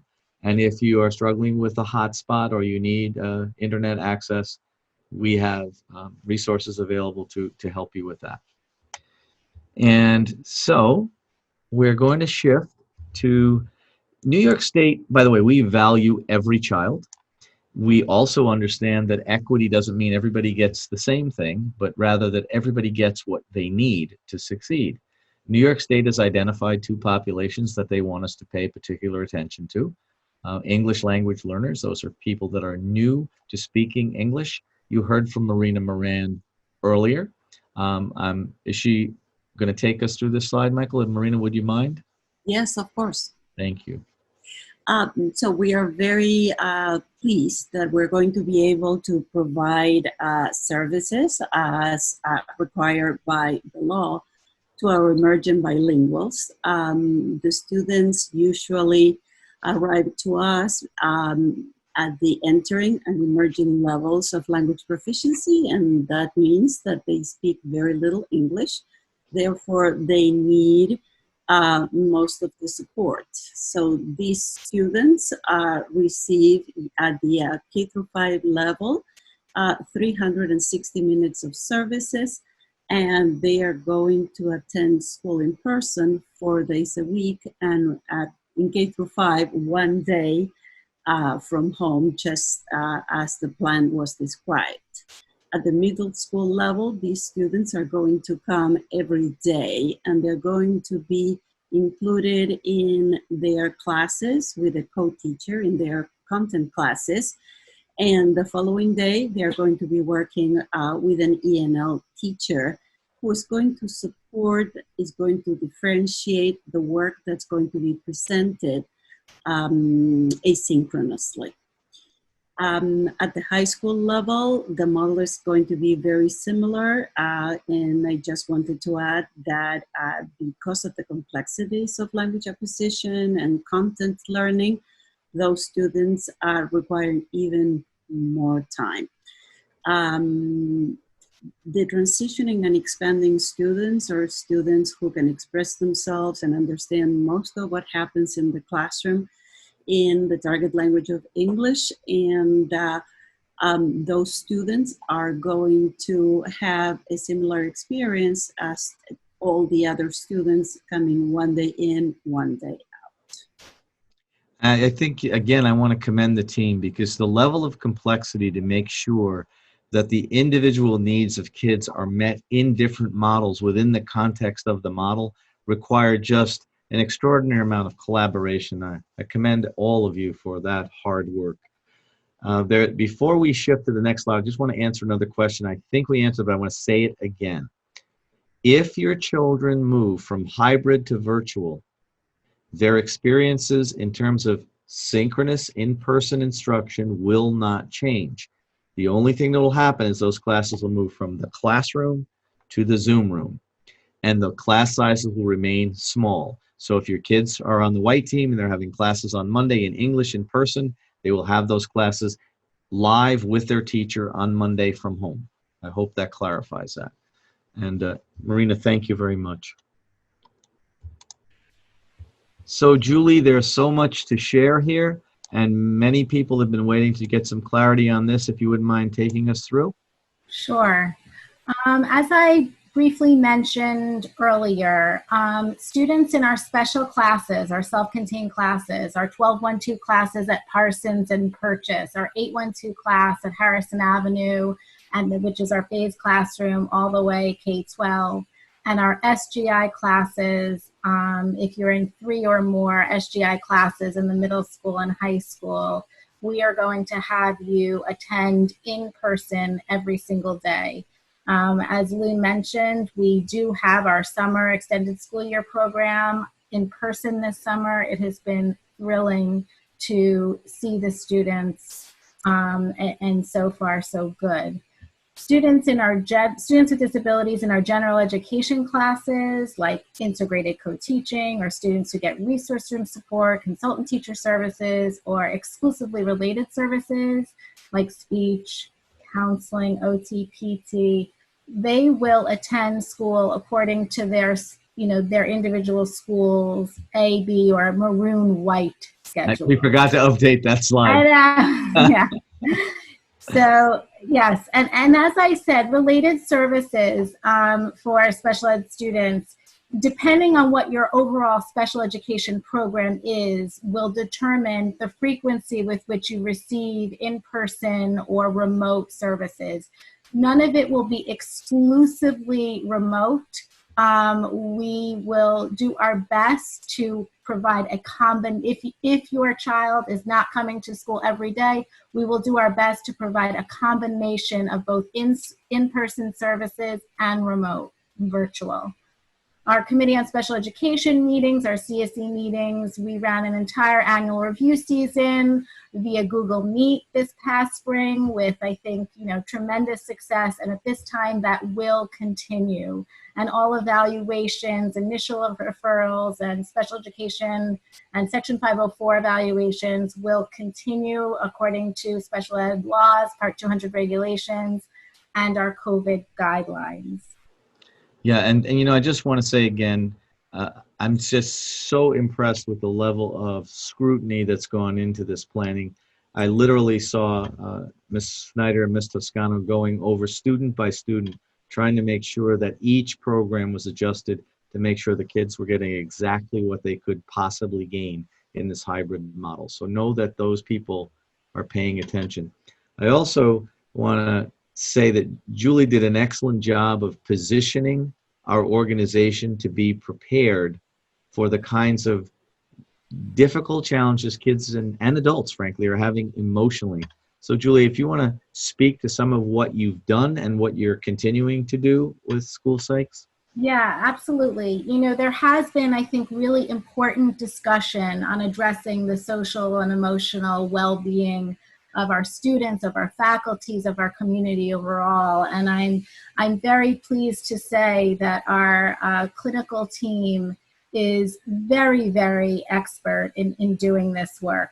They know how to respond to crises and specifically this pandemic, and know how to develop coping and resilience skills for folks. Our K-12 psychologists have substantive clinical training in trauma-informed and trauma-sensitive teaching practices. And it was very exciting that they, in addition to some of our teacher leaders, provided professional development this summer to over 90 of our faculty and staff in learning about trauma-informed practices. And as Dr. Wool mentioned earlier, our hope is to ensure that all faculty have this background knowledge so that they approach students through this lens. Our psychologists are also very skillful in cognitive behavioral therapies and dialectical behavior therapies, and know how to address mental wellness issues. We are putting our resources in this area. We're having additional psychological support has been added to Parsons Elementary School, LMK, and Harrison High School. Next slide. Before you jump, can you just answer a question for me, Scott? This is for both of you. I know you have the answer, but I don't remember it. If your child is split between SGI and 3 classes of co-teach, what does that student's day look like? How, I know we came up with an answer, I just don't remember it. Julie, do you want me to describe it in detail? Would that be easier? Sure. I mean, either or.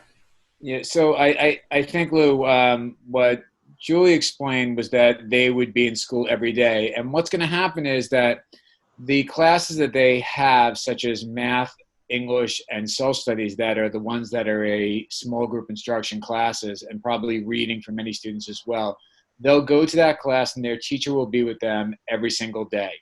On a class, for example, they might have like an art class or even a co-taught class in science, which many of those students have. They will, like every other student, be part of the maroon-white split.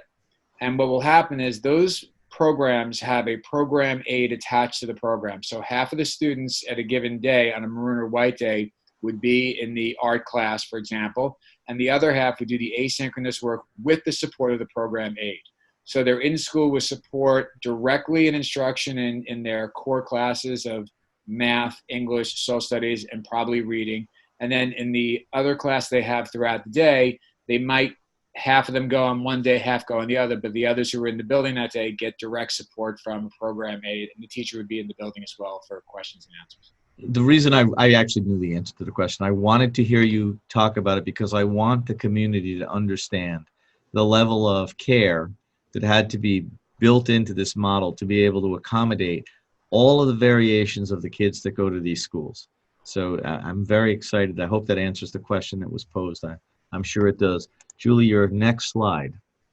Okay, so just to continue on and show how we prioritize mental, what we call wellness. There is, as I mentioned, a systematic, coordinated, and coherent referral process from teachers to our school counselors to our psychologists to provide increasing levels of appropriate support through our response to intervention model. As I said, we do that in the academic side, and we do that in the social, emotional, behavioral realm. And we provide and believe in parent support with coordinated outreach by our school psychologists, our school counselors, in consultation with classroom teachers, administration, community resources. We also have a district-wide behavior specialist who's a very talented provider who rounds out our team very nicely. Yeah, that's a great example of the kinds of interventions we can bring to bear when we need to. Thank you. And, you know, I think we are going to continue to look at our social emotional learning curriculum. It's in place, and we'll always continue to analyze it and shift and be responsive to the, you know, increasing needs in this area. We have fully functioning, intact DBT teams at LMK and Harrison High School. We consult with an expert in the field. We are piloting a collaboration between LMK PE teachers and psychologists this year to provide universal access to those DBT skills. So exciting. It is very exciting. And we have our Therapeutic Learning Center at Harrison High School, which is a safe harbor and therapeutic approach to students who face some bumps along the way. You know, again, I think this is ongoing work. We're prioritizing it. You know, we really do want to care for our community, which includes students and also our teachers, our staff, our faculty, and parents. Well said and well done. Thank you so much for that. And while we're on social and emotional, right, there are lots of ways to think about well-being. I can tell you that my favorite subject was English and theater. I could have happily missed science and math, but I went to school anyway because there was English and theater. Some kids go to school because it is their ability to express themselves in things that they love that really motivate them. And so we're very blessed to have an incredibly devoted board who understands the significance of keeping these programs intact. While we won't have sports in the interscholastic sense, we will have teams, because our coaches want to continue to meet with kids. They want to impress upon them the importance of wellness. There will be opportunities for kids to work out in safe spaces. So clubs, and I think Kim mentioned this in her presentation, and all the after-school activities that we can muster and provide for kids will continue. Everything that we do has to be built around the idea of well-being. That's why we're letting the kids move from class to class, to take mass breaks, to have a chance at the elementary level to bring the whole class together virtually on Mondays just to meet the other kids in their classes. So we're thinking both at the clinical level, but also at the very personal level. All of the rules that we've talked about will be in place throughout the day and after school. New York State Public High School Athletic Association will make the determination on sports. There was a question posed to me tonight about whether or not youth soccer would continue. Folks need to understand that anything related to youth soccer and recreational programs do not fall under the district's purview. New York State, for example, has decided that I think 12-year-olds were allowed to play baseball this summer. None of that is under my jurisdiction or the jurisdiction of public schools. So right now, when we talk about sports, we will have no modified, no middle school sports. We will have no interscholastic sports writ large, but teams will continue because kids need to build relationships. Coaches need to foster those relationships because someday, hopefully soon, we're going to transition out of this thing and kids are going to be able to go back to what we all remember was school. Brian and I, this is a question, I know it's been a hot button question for the evening. This is the guidance as to what students should be provided additional accommodations based on underlying health conditions. These conditions were not identified by the district. They're in fact identified in the CDC guidance. One of the questions we posed to you in the survey was if you had any of these concerns about your child that you should contact us. Brian, could you just weigh in here and talk a little bit about what we are hoping people will provide us in the survey and what will happen after they fill it out? Sure. So the survey very specifically asks parents to let us know if their child has one or more of the underlying health conditions that the CDC has identified as putting somebody at heightened risk due to exposure to COVID-19.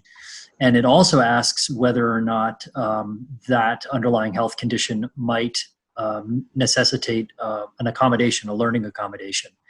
And parents are asked to provide that indication as well. And then what we'll be doing is reaching out to parents to seek some additional information to better understand exactly the situation their child's facing medically and then also to engage our school physician in a interactive process to better understand what accommodation may be helpful. So in some cases, it might be additional PPE for the student. So in addition to a face mask, maybe it's also a face shield to create an extra layer of protection.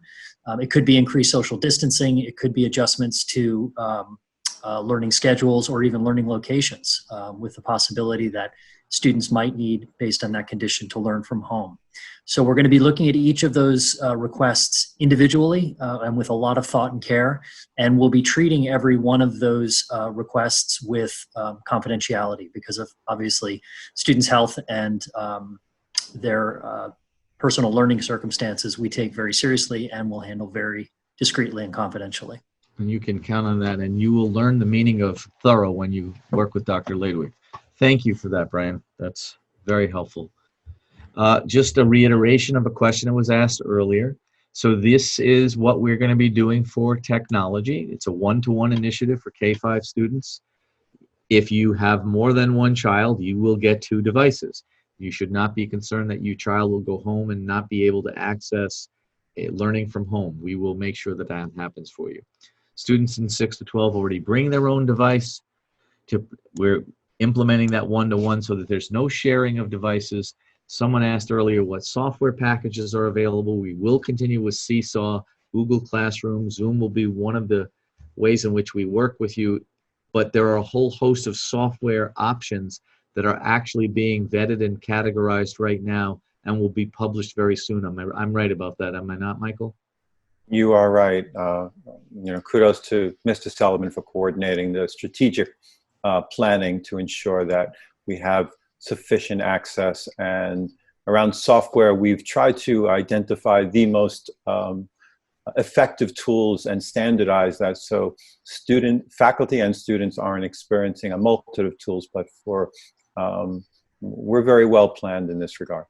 I think we are. And kids on that first day back, we talked about reorienting kids to school. We're going to make sure that they get all their sort of exposures to the new technology so there's no fritter factor when they come home and they can't figure out how to use things. There's also going to be a persistent availability of a help desk. Transportation is another thing that we need your help with. The social distancing requirements are quite severe. Mrs. Salerno, I know you're there, but if I'm not wrong, the elementary buses could typically hold 66 and the adult students, middle school, high school, 44, and now we're restricted to 21 kids, 1 per seat, masks at all times, and siblings can sit in the same seats. You want to talk about the cleaning protocols that'll be in place, though, with our outside provider, First Student? Sure. Just to let you know, today we had 3 buses brought to the middle school because as everything, we've done all of our research, we've done our planning in theory. You and I went to all the buildings, checked classrooms and everything. Now we're going in to make sure we're going out and having everybody place all our furniture in the buildings. We're bringing our buses in to make sure all of our assumptions are correct. Sometimes when you figure things out in theory, in practice, they don't necessarily work. So we're going to make sure everything's going to lay out in the cafeterias and as well as in the classrooms. So we brought the buses in today because we have different configurations of buses. So we did find out that in most of our buses, yes, 21 would be the limit, and that would leave 1 empty seat. So we're going to leave that for a possibility of overflow if we should need it. On the cleaning of the buses will be cleaned every night, completely disinfected, all surfaces and touch points. The buses will be cleaned on all high touch points, contact areas between the AM and PM runs. Weather permitting, the buses will try to maintain the windows in an open position, not completely, but to permit ventilation with outside air throughout the bus. We will be providing gloves as well as masks on the buses for the drivers to give to the students should students forget to bring their bus. When they get on the bus, if they don't have a mask, one will be provided for them. We are going to strictly enforce the rule of eating and drinking on the buses, mainly because, in the past we've done it because the cleanliness of the bus. Now it's, if you're eating and drinking, your mask is off. So we're going to enforce that very stringently. Drivers and monitors, we're still working on this, may be required to complete daily temperatures, as Dr. Laidwood mentioned, on as other employees and students may be able to. We're working with the bus company. They're great partners. Whatever we need them to do, they're there for us. So we feel confident that we will have a good experience with them. But as you know, the bus routes will be a challenge this year. I'd like to just jump in here. I know I got some, and I think other board members, from parents kind of asking about why we asked the bus question. And I just want to make it really clear that if for families who need the bus is available. No one should say that you will drive your child to school if that is in any way going to create any difficulty for you, for your family, for anything that's going on. It really was an effort for us to get a sense of, we knew that there were parents who just weren't going to be comfortable putting their children on the bus. So we wanted to find out who those parents were and what the numbers were. But to the extent that we need to add buses because people need to use the buses, want to use the buses, we will do that. But as I'm sure people are picking up from all of this, the cost of everything we are doing to keep our students and faculty and staff safe is enormous. And getting a sense of who was comfortable on a bus, who would be on a bus, who wasn't, was something we really wanted to keep track of. And the only thing I would add to that's very well said, even if you say that you think you can do it and your circumstances change, right? Mr. Salerno would tell you, just call the director of transportation and you will be back on the bus. I was just going to say the same thing. That's a perfect segue, that if a family thinks they could do it now and in October things change, it's not a sentence. We will accommodate those children. Anybody that's entitled to a bus that needs a bus will get a bus. If you're not sending your kids, that's just helpful to us because it just makes it easier to do the routes. It might shorten the distance and then enhance our ability to social distance. Thank you, Robert. That was very helpful. We talked about that, right? That was my fault. But you're still on because we are working really hard to try to normalize the experience for kids. Ideally, we don't want kids eating in their room where they've been instructed. We want them to take a break. Bob and I have personally walked almost every room in the district, and he, along with some of our maintenance crew and with input from architects, we've laid out a plan for socially distancing in the cafeterias. So you want to talk a little bit about what we are planning on with food service, Bob? Sure. Actually, we had another meeting today, Lou, that you actually sat in on for a while.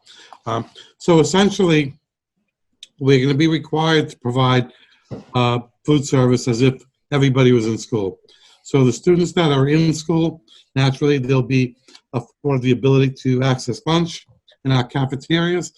And we also have to make available lunches to the students that are learning remotely. That still has to be worked out, and we're working with our food service company and our director to make that happen in the best way possible. The menus initially will be limited for the first probably 2 to 3 weeks, but we'll begin to expand them once we get into this and find our way through how this new experience is going to be. We have signage in place. We have everything on order as far as social distancing markers when students queue up. We're going to try to keep everything moving quickly. It's going to be grab and go. Everything is going to be packaged, so nobody's handling the students' food. They'll come in, they'll get their main meal, and they'll be able to get their milk and their fruit, but everything will either be boxed or in a clamshell container. I'm asking that all of the, I'll say silverware, but the eating utensils will be prepackaged and included with the lunch, so people aren't touching through them as, when students go to grab their utensils. The cafeteria furniture is being put in place this week and next week to make sure everything is socially distanced, because whether you know or not, we have all different types of furniture in the kitchens, from in the cafeterias, from the secondary to elementary, because of different social experiences. We have round tables, we have high seating, we have oval tables, square tables, and to maintain 6 feet, tables are affected by that. Some of our large tables, we can only sit 2 students at it. So we're laying everything out to make sure we can fit all the students in the cafeterias, and if we cannot, we're going to identify that earlier and designate areas for overflow nearby the cafeteria. Students will be reminded the importance of washing hands before and after eating the cafeterias. And the cafeteria is probably the most important place to maintain social distancing, because that's where they will have their masks off. So we are really pushing hard to make sure everything's going to be marked out. On Monday, we're going to be receiving an order of markers. And these markers are going to be placed in every classroom, in every cafeteria seat where students are permitted to sit. In the classrooms, we'll have them on the floor, that in the event the chairs get moved around, the teachers and the students will know this is where my chair needs to be. This is 6 feet, it's safe. So we're going to have those points in every instructional area, in every area where kids are going to be eating, so it's easy for everybody to identify and keep them safe. The food service workers are going to be starting the year early. They're going through training. The Aramark is one of the biggest companies for food service, and they're going to be providing their COVID-19 training to all their employees right before school opens. We have another meeting. Well, the principals are on right now. I'm scheduling it. We haven't sent it out yet. I keep saying March, though. August 9th, August 11th, we're going to be meeting with all the principals and get them together with the food service company to go through the more finite details. Yeah, and I was very impressed. I thought that we have some good plans for the high school. Obviously, the high school has a great challenge, and I'm not going to be breaking any news, but I don't think it's going to be permissible to have food deliveries on campus. That looks like the way the guidance reads. And we also have to talk about the idea of students leaving campus. So none of those are going to be received well, Principal Buchema. Ongoing communication and feedback. I share with you, I understand that folks expected us to perhaps ask you what models you would prefer. And I don't mean this in any disrespectful way, we spent a great deal of time and energy with as much expertise as we could muster figuring out what model we could actually provide.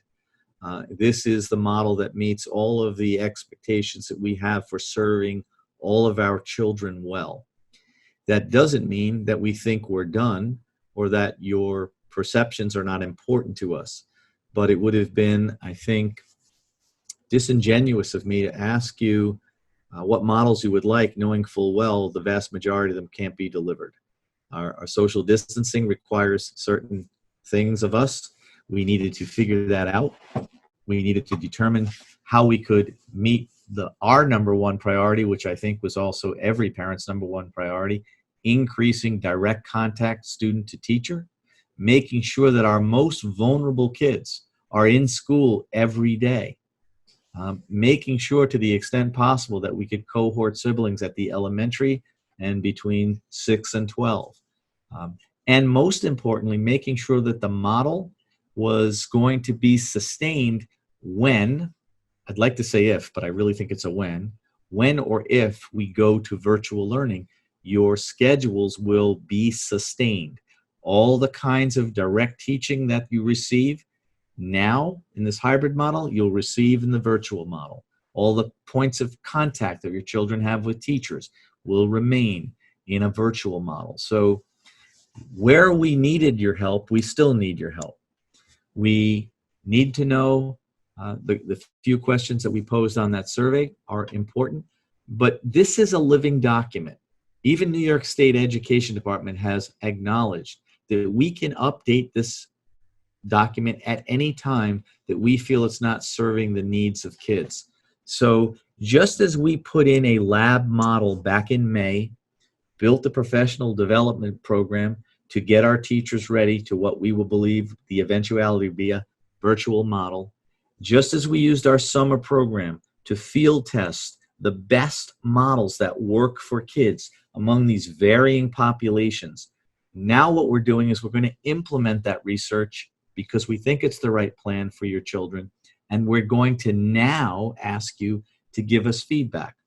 So after the first 2 weeks, I'm sure we're going to hit some bumps. We're going to survey you. Mostly that information is going to go to principals. Maybe it's just a building-based issue. At the end of 4 weeks, we're going to send you a survey with specific questions about what's working and what's not, to see are there issues in a particular school, a particular program, and then we will evaluate and see if we can make any additional changes. And then at the end of 10 weeks, which is almost a full marking period, we will survey you again, because in my mind, that is a respectful survey. We're asking you to respond to a model we know that we can implement and adjust it in that way. I will be holding monthly superintendent updates with the district's PT council and all of our principals. They have representatives from all schools. Our expectation is they will bring back information to their local PTAs. The principals will continue to do their regular updates to you on learning from home. And I will do updates as well and provide you with new resources when they're available through the Office of Curriculum and Instruction. So we are committed to getting this right. There is no right. That's the sad part, because if I had my druthers, I don't know if I would choose what we are doing.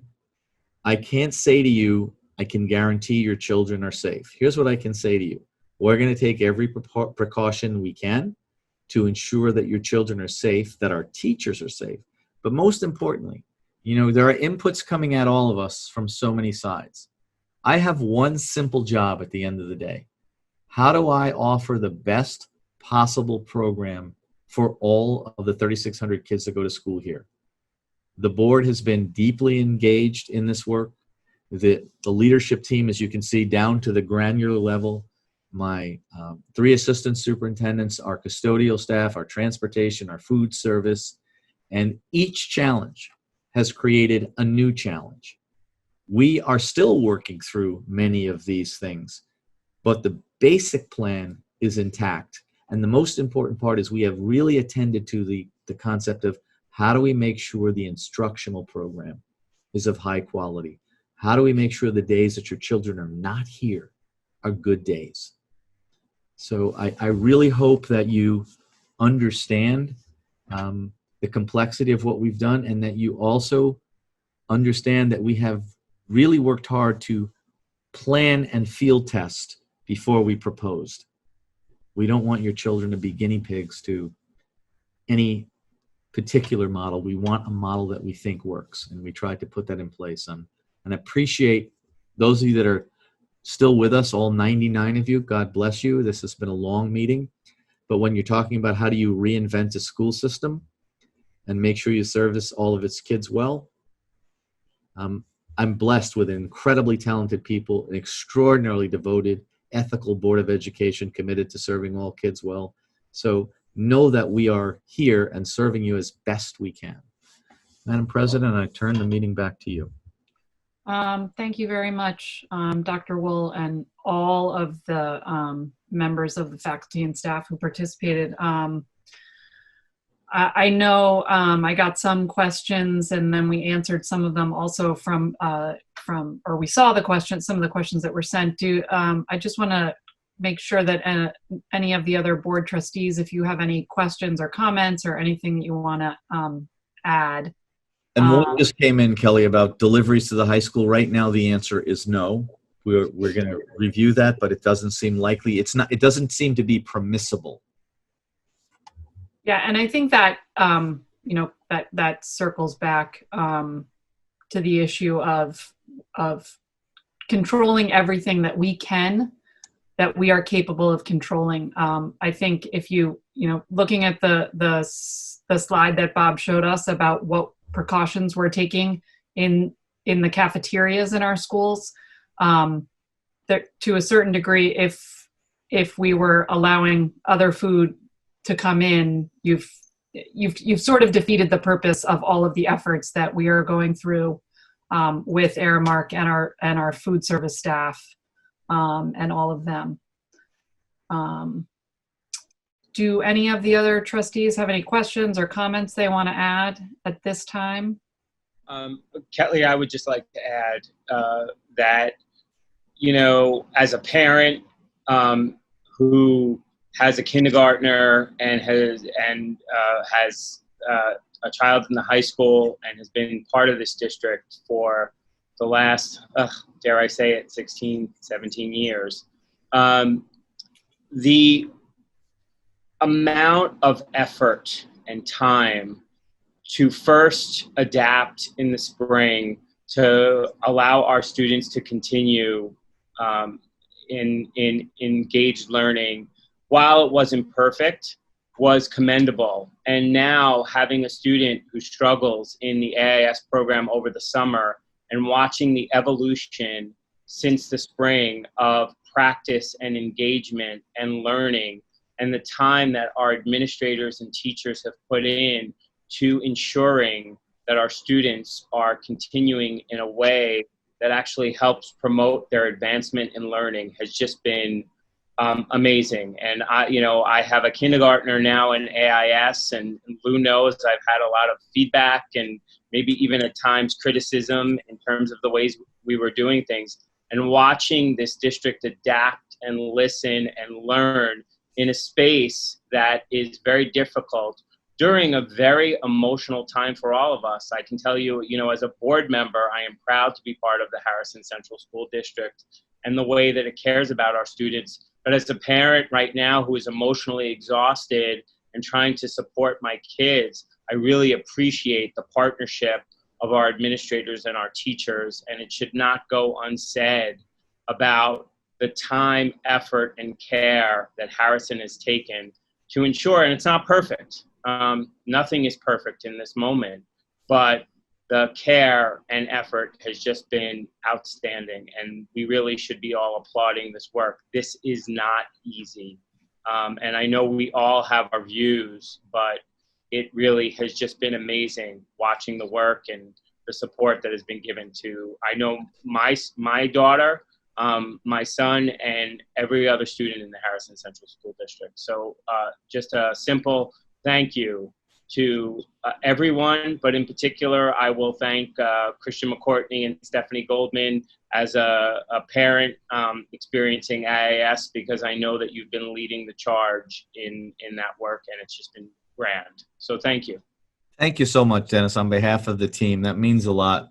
Most of the people on the screen haven't had a day off this summer. So, and I appreciate them, and I know that they appreciate that commentary. Kelly, there's 2 questions that were unanswered. Would you mind if we just respond to them so that we can at least say we answered every question? Julie, would you explain? I didn't even fully understand the question, but you did. Yeah. So I just want to say, as a general rule, we acknowledge that remote learning can be more difficult for some students, more so than others. And that is true, I think, for all types of learners, whether you're a student with a disability or a general ed student or a high achieving student, and we recognize that. So if we start, what I'm excited about is that we are going to have in-person time with our students, and we didn't have that from March to June. And we will have more live contact, and we've gotten, I think, more skilled at that on the days that kids are home. But we really want to problem solve and course correct. So if it's a student with an IEP or a student in general education or a student with a Section 504 accommodation plan, there are committees and structures and teams in place to address things if they're not working, and we can make other decisions and collaborative decisions. So I can completely acknowledge there are anxieties about this, but we are here to figure it out. And we are also, and I don't mean this in the way that it sounds, we're taking the names of the people who have raised concerns, and Julie's already gotten the names of some people that have particular concerns. So we'll reach out to you folks. We don't expect you to solve these things on your own. We know that every child is unique, so you will be hearing from us. And I think it's also, there were a couple, and I know I've gotten these and I know other board members have, there are as comprehensive as this was, there are issues for probably every student, every cohort of students that either we are in the process of determining how to deal with or will. So I know I've gotten questions from parents of students who are going to be going through the college application process because no one knows what that looks like in this environment. You know, I've gotten calls from parents of students who still haven't taken a standardized test and are applying to college in a couple, you know, in the coming weeks and months. Like all of those issues, I just want to remind the community are issues that are being thought about, and we're going to work to answer and address as soon as possible. We're going to build out a full website possible. Just to say that I didn't mention that, Kelly. It's a good reminder. This is not your resource. This is the big view. We're going to build out a parent-friendly set of resources on our website. So if you have a question about the college process, there'll be a place to go. And if there's not an answer to your question, there'll be a person to reach out to. We're actually still fleshing out all aspects of that plan. There were two other questions, though, that were not answered. Michael, I'm going to throw this to you to just talk a little bit about the ways in which kids will be assessed and tested. Well, there's what's in our control and what's out of our control. So New York State last year made the decision to cancel, exams. We also were faced with a very difficult and controversial shift that the International Baccalaureate Organization had to make worldwide. That we did the best we could under those constraints. Looking ahead, we're going to continue with our internal model is that we assess for the learning that we expect, and we align our assessments to those expectations. And so what's in our control, we will continue to build. We're going to build even more high quality formative assessments for learning. Teachers want to maintain an ongoing monitoring of how students are developing as learners. And part of what I didn't describe in that complex way back 2 hours ago, but the curriculum design process is not just centralizing curriculum, but it's also determining how we know that students are learning. And those two pieces go hand in hand. So what's in our control are our internal assessments. What's still out of our control are the plans that are either state level or international. And we'll monitor this situation closely. We'll keep an eye on it. We'll plan as if all of those standardized measures are going to be administered, and maintain, as I indicated earlier, the high quality expectations of rigor. And as we've looked at the curriculum, we believe that this model will actually, in some cases, be even more effective for many learners than they might have experienced otherwise. We know it's not perfect, but we think we have a really good game plan. I knew the answer to the question, but I thought, I was so impressed with the kind of assessment work that was being done in the curriculum development. I mean, we talk about curriculum, but our teachers were also working on high quality unit-based assessments. Just really fine work. This is something for Brian and Bob to consider. I don't expect you to have an answer, but it's a great question. In the event a student is identified as being eligible to not wear a mask, we have to figure out how that child would be transported on a bus and or let the families know, or further socially distance. We don't have an answer for that, but it's one we'll add to our list of figure it out. Ms. Buckham, I'm not even going to respond to that because I think you'll handle that with the kids. There'll be lots of changes to where kids can congregate at Harrison High School, including the Senior Breezeway. Maybe we'll have Senior Breezeway moments, but we'll try to figure that out for you. And I don't mean to make light of it, but we will look for ways to maintain old traditions in new thought out ways, just like we did this spring with the seniors. So we will be thinking out of the box. And Valerie, this is a question for you and your two colleagues, and also Stephanie and Christian. Do you see the question about, we always have additional support for kindergartners when they come in. We're always monitoring. Somebody want to talk a little bit about that? Yes, so we know that our youngest learners will, in some ways, struggle with entering school. It's always a tough time for our little ones, our school psychologists, our teachers, and all of the administration. Typically every year, and this really is a piece that is not different, is always on hand in the kindergarten wing to help kids both separate from their parents and engage in the learning day. I think part of what will help is the SEL work that is always ongoing, that is not new, but will be more targeted to the fact that that school looks different. But the truth is, our kids, our kindergartners will not have known a different system. So I'm not minimizing the concern at all, but kids pretty much get on the path that we put them on. Our kindergarten teachers are empathic, they're enthusiastic, they're going to make your kids feel like they belong in school. And if they're struggling with something in particular, we will devise a plan to make sure that your child feels as though this is a place that he or she wants to be. The kindergarten teachers are also going to start early, exposing the children to how to work from home on those days so that that doesn't feel as new as it probably did last year. Thank you, Valerie. It's very helpful.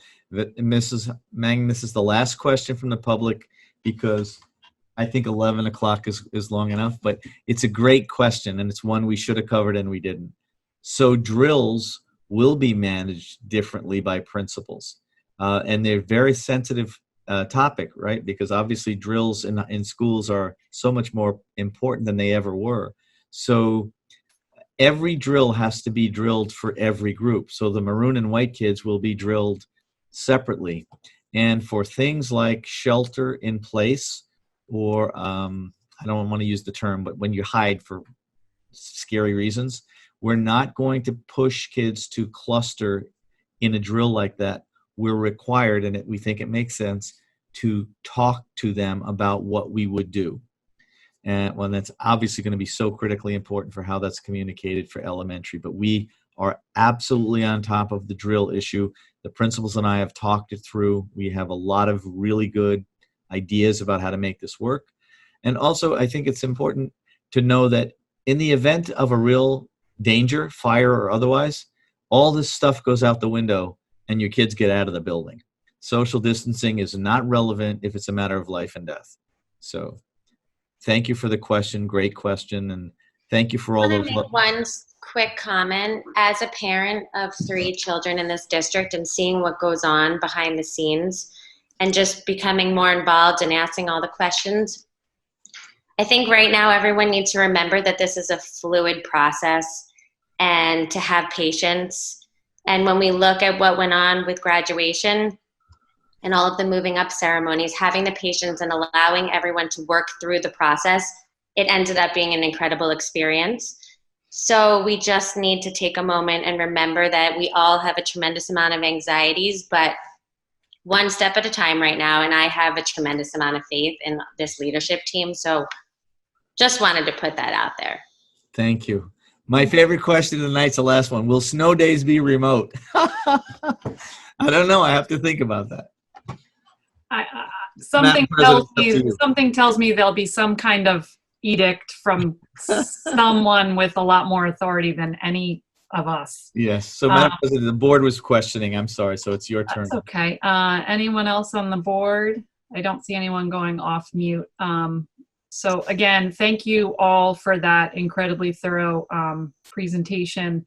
As Kelly said, this is the start of a process, not the end of it. We will be continuing to make resources available. I would encourage people, if this, as all of our meetings are, this will be running on the television, the various television stations that show the educational educational shows. Sorry, it's late. I think I'm babbling. And the presentation will be up on the website, the FAQ. We will continue to share information. We will be submitting this, our plans to the state. They have to go up on Friday. We are required to make the actual plans that are submitted accessible from the district website. As I said, this presentation will also be up there. Just to remind community members, obviously anyone's welcome to read through the plan that we link up there. They're not, these state forms that you're required to complete and send are not super user friendly. Feel free to go through them. But this presentation, which will also be up there, will probably provide people with more information if other community members are asking you questions. Yes, and we've had a tremendous amount of effort by the members on this screen to make the plan, the state plan, somewhat user-friendly, so you will be able to read just parts of it if you don't want to read the whole thing. And the website is coming, but Mrs. Mangan is right. It's not everything. And then finally, our last, we still have a business meeting to complete, but just I have a feeling some people will drop off before we start voting on our personnel and finance agendas. But we expect, there have been some deadlines pushed out, but we do expect that the governor is going to advise schools what the state determination plan, or what the state determination is about schools starting by August 7th. We will obviously pass on that information. I mean, it'll be, all over the world, but we will also communicate with parents as soon as we receive that information as to what it looks like for us.